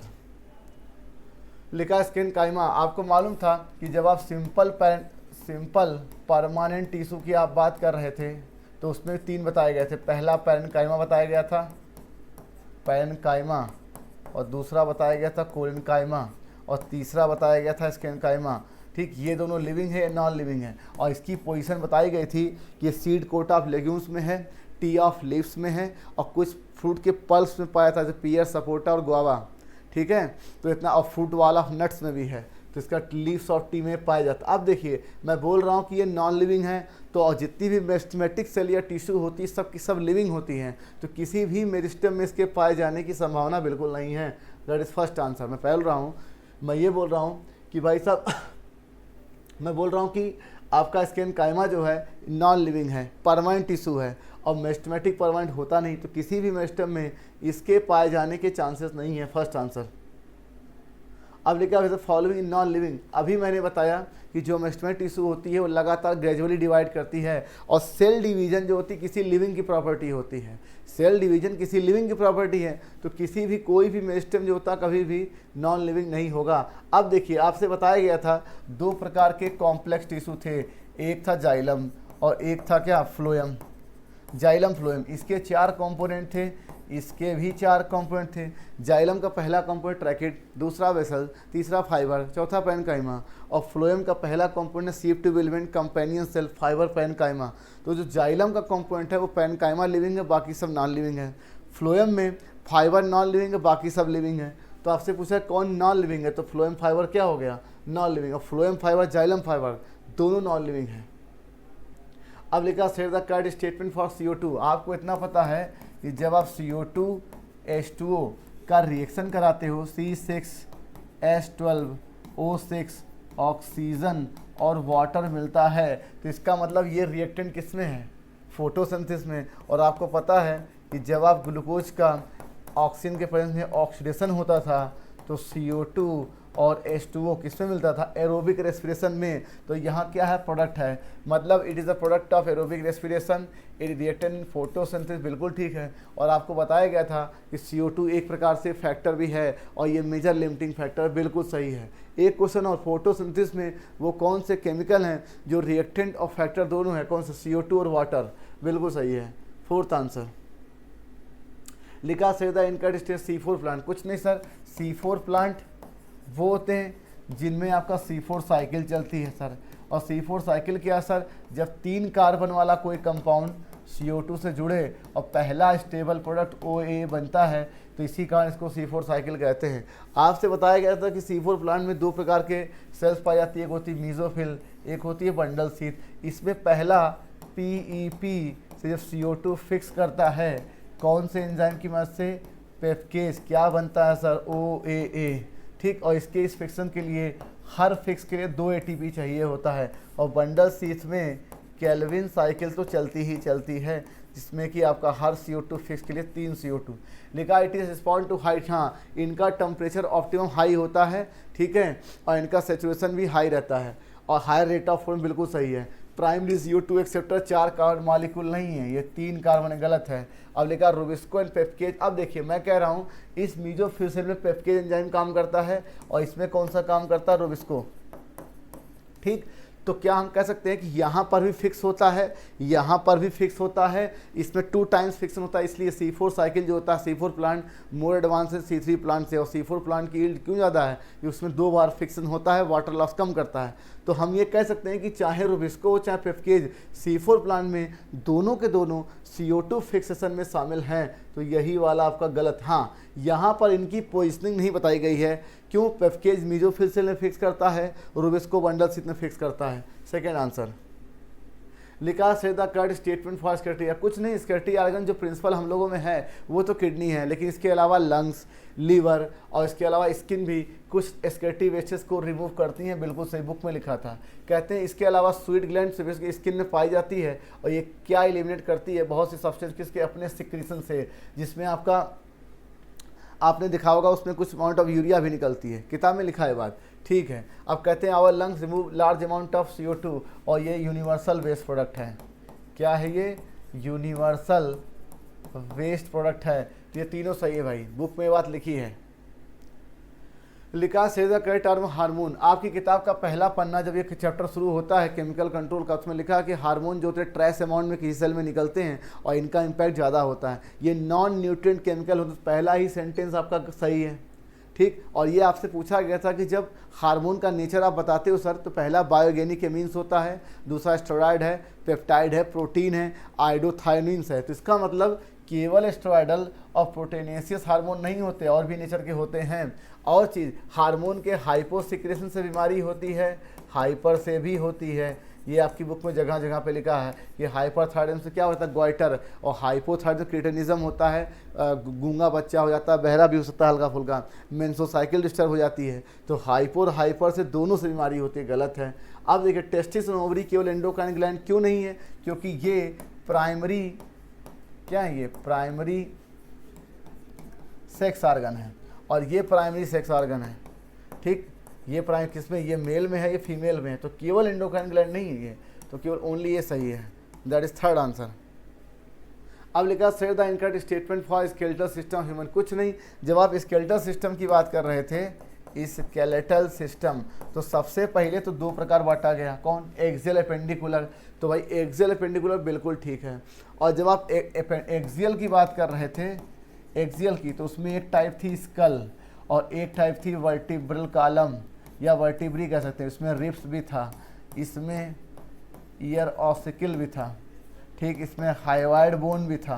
तो जब आप स्कल की बात करेंगे तो इसमें फर्दर 2 सेट थे, एक कौन सा था, क्रेनियल, और एक कौन सा था आपका फेसियल। तो क्रेनियल और फेसियल सर एक्चुअल में है क्या, ये स्कल बोन के 2 सेट्स हैं, ये 4 सेट नहीं होते भाई, किताब में देखिए ये 2 सेट्स लिखे हुए हैं। अब एक्सियल स्केलेटन इन सबको मिला के 80 बोन और एपेंडिकुलर को मिला के टोटल 126, और हमारा जो स्कल है पीछे ऑक्यूपिटल कंडाइल पाया जाता है, यहाँ 2 होता है, तो इसको बोलते हैं डाइकॉन्डाइलिक, और एक होगा तो मोनोकॉन्डाइलिक। तो हम लोग में डाइकॉन्डाइल होता है भाई, तो क्या गलत है, सेकेंड आंसर। लिखा हुआ है सेक्स क्रोमोसोम हेंस। आपको मालूम है कि जब आप ह्यूमन की बात करते हो, ह्यूमन, तो यहाँ पर मेल की कंडीशन XY, यहाँ फीमेल की कंडीशन XX, ये हेट्रोगैमिट्स हैं, यही डिटरमाइन करता है क्या, determine sex of progeny, determine करता सेक्स को। लेकिन जब आप बर्ड की बात करते हो, बर्ड में तो मेल होता है ZZ, फीमेल होती है ZW, ये क्या डिटरमाइन करती है, सेक्स ऑफ प्रोजनी। अब देखिए हेंस जो है ये फीमेल वाली बात है, और जब आप चिकन की बात करते हो, चिकन, तो ये मेल होता है। इसका मतलब हमसे पूछा गया सेक्स क्रोमोसोम किसमें, फीमेल में, तो हमारा आंसर क्या आएगा, ZW, थर्ड आंसर। लिखा if we isolate the desire DNA, आप किताब में लिखा था कि सपोज दैट कोई एक सेल है, इसमें आपको अपना डिजायर DNA न्यूक्लियस के अंदर मिल गया, ठीक, या किसी बैक्टीरिया के अंदर मान लो डिजायर DNA मिल गया आपको, तो आप चाहते हो केवल हमें DNA प्राप्त हो, लेकिन आपको पता है कि DNA अकेले तो एग्जिस्ट करता नहीं है भाई, किसी सेल में होगा तो उसकी एक सेल वॉल होगी, प्लाज्मा मेम्ब्रेन होगी, इसके अलावा इसमें RNA होगा, फिर प्रोटीन होगा। तो पहले इन चीज़ों को आपको डाइजेस्ट करना पड़ेगा। अगर मुझे प्रोटीन को डाइजेस्ट करना होगा तो प्रोटीएज, RNA को डाइजेस्ट करना होगा तो RNase या राइबोन्यूक्लिएज, ठीक, काइटिन होगा तो काइटिनेज, फंगस होगा तो काइटिनेज, बैक्टीरिया सेल वॉल को ख़त्म करना होगा तो लाइसोजाइम। तो अब ये बात जो वेरी कर रही है कि आप कौन सा एंजाइम प्रयोग कर रहे हैं इस डिजायर DNA को आइसोलेट करने के लिए, ये डिपेंड इस बात पे करता है किस जीव के अंदर आपका एलियन DNA है। तो अगर मैं कह रहा हूँ फंगल सेल, तो इसकी सेल वॉल बनी है काइटिन की, तो मैं कौन सा एंजाइम इस्तेमाल करूँ कि इसका सेल वॉल ख़त्म हो जाए, काइटिनेज, ठीक, तो काइटिनेज ही है भाई, ठीक। और रुबिस्को पेप्केज, ये दोनों फोटोसिंथेसिस के CO2 फिक्स करने वाले एंजाइम हैं, और RNA पॉलीमरेज जो होता है ये ट्रांसक्रिप्शन में न्यूक्लियोटाइड टू न्यूक्लियोटाइड करने वाला एंजाइम है, इसका आइसोलेशन से कोई लेना नहीं भाई, थर्ड आंसर। अब देखिए some strains of agencies produce protein that kill certain insect, ये बात लिखा है इंसेक्ट की बात, और ये इंसेक्ट तीन प्रकार से हैं। पहला आपका लेपिडोप्टेरान लिखा हुआ है, लेपिडोप्टेरान, और दूसरा लिखा है कोलियोप्टेरान्स, और तीसरा लिखा है डिप्टेरान्स, ठीक। लेपिडोप्टेरान में कौन कौन सा आएगा, आर्मी वर्म आएगा, टोबैको बर्ड वर्म आएगा, तो ये दोनों तो हो गए। कोलियोप्टेरान में आता है बीटल्स, भंवरा, और डिप्टेरान में आता है फ्लीज, और कौन सा आएगा, मॉस्क्यूटो, तो मॉस्क्यूटो भी हो गया। अर्थवर्म, हुकवर्म, ये इंसेक्ट नहीं है, पहली बात है तो गलत हो गया। आपसे पूछा गया इंसेक्ट, तो अर्थवर्म हुकवर्म इंसेक्ट ही नहीं है, क्योंकि इंसेक्ट आर्थ्रोपोडा के मेंबर होते हैं, A, B और E, क्या आंसर आ गया, सेकेंड। लिखा व्हाट इज डीकैपिटेशन, आपसे कहा गया था कि जब ऑक्सीजन की डिस्कवरी हुई थी तो हमने देखा था यहाँ पर ये एपिकल मेरिस्टम है, suit apical meristem, suit apical meristem. हमने देखा कि लाइट जब ऐसे पड़ रही थी ऐसे, तो ये इधर बेंड कर रहा था, तो इससे बताया गया कि इसके अंदर कुछ ऐसा सब्सटेंस है जो इसके कर्वेचर के रिस्पॉन्सिबल है। और इस केमिकल सब्सटेंस की खास बात थी कि ये बहुत तेज़ी से ऊपर की तरफ एलोंगेशन बहुत तेज़ी से खरखराते बढ़ा रहा था, तेज़ी से। तो हमने देखा कि जो लेटरल ग्रोथ थी वो थोड़ी सप्रेस हो रही थी, और आपने जेनेटिक्स में पढ़ा है कि कैपिटल T स्मॉल t में ये एक्सप्रेस होता है, इसको सप्रेस कर देता है, इसको आप क्या बोलते थे, डोमिनेंस, डोमिनेंस। इसका मतलब कि एपिकल वाला बहुत तेज़ी से ग्रो करता है और लेटरल ग्रोथ सप्रेस हो जाती है, उसको आप क्या बोल सकते हो, एपिकल डोमिनेंस। इसीलिए आपकी किताब में ये बात लिखी है एपिकल डोमिनेंस की, ठीक। एपिकल डोमिनेंस ये किसकी वजह से हो रहा है, ऑक्सीजन की वजह से होता है। अब देखिए वो पौधे या वो क्रॉप्स जिनमें अगर हमें मतलब इनकी पत्तियों से है, इनकी शाखाओं से है, तो वहाँ हम कतई नहीं चाहेंगे कि हमारा ये वाला ग्रोथ ज़्यादा हो, ये कम हो, ठीक है। ठीक है बच्चों, हम उस फसल की बात कर रहे हैं जहाँ पर हमें बड़ी बड़ी पत्तियाँ चाहिए और पत्तियाँ ज़्यादा डेवलप करें इन कंपेरिजन टू लंबाई। तो आपको पता है कि चाय की पत्ती ही इस्तेमाल होती है, उसका जड़ या उसका फूल तो इस्तेमाल होता नहीं। तो इसका मतलब हम चाहेंगे कि ऊपर वाले पार्ट को अगर हम काट के निकाल दें, क्यों, क्योंकि जो ऑक्सीजन होता है ये केवल एपिकल पार्ट में बनता है, याद रखिएगा, ऑक्सीजन हर जगह नहीं बनता, ये क्यों सूट एपिकल पार्ट में बनता है, उसका डाउनवर्ड मूवमेंट होता है। तो इसका अगर ऊपर वाले पार्ट को ऐसे हम कट करके छोड़ दें ऐसे, तो अब क्या होगा, हम देख रहे हैं कि बगल से पत्तियाँ शाखाएँ ज़्यादा निकल रही हैं, ठीक है। तो ये इसको क्या बोलते हैं, रिमूवल ऑफ सूट टिप को डीकैपिटेशन, और ये कहाँ इस्तेमाल होता है, वाइडली टी प्लांटेशन में, ठीक। अब देखिए आपने इसको काट के हटा दीजिए और इस पर डाल दीजिए ऑक्सीजन, तो देखिए लेटरल ग्रोथ ज़्यादा होती है, इसको बोलते हैं ओवर कम एपिकल डोमिनेंस, ठीक है। First answer. तो ये डिपेंड करता है कि आपको फसल कैसी चाहिए। तो प्यारे बच्चों, सेशन मेरा ही खत्म हुआ। कमेंट बॉक्स में जरूर बताइए कि सेशन आपको कैसा लगा, और टेस्ट में बढ़ चढ़ के हिस्सा लीजिए। हर महीने तमाम कई टेस्ट आपके लगे हुए, कोई टेस्ट छोड़िए मत। मेरे सीनियर साथी शैलेंद्र सर, अलिश सर ने बहुत ही शानदार एक्सप्लेन किया है। Thank you Alish Shailendra sir. और क्वेश्चन नंबर 171 सर से लेकर 200 तक की जर्नी आप लोगों ने मेरे साथ की। तो thank you for watching the video. Bye bye.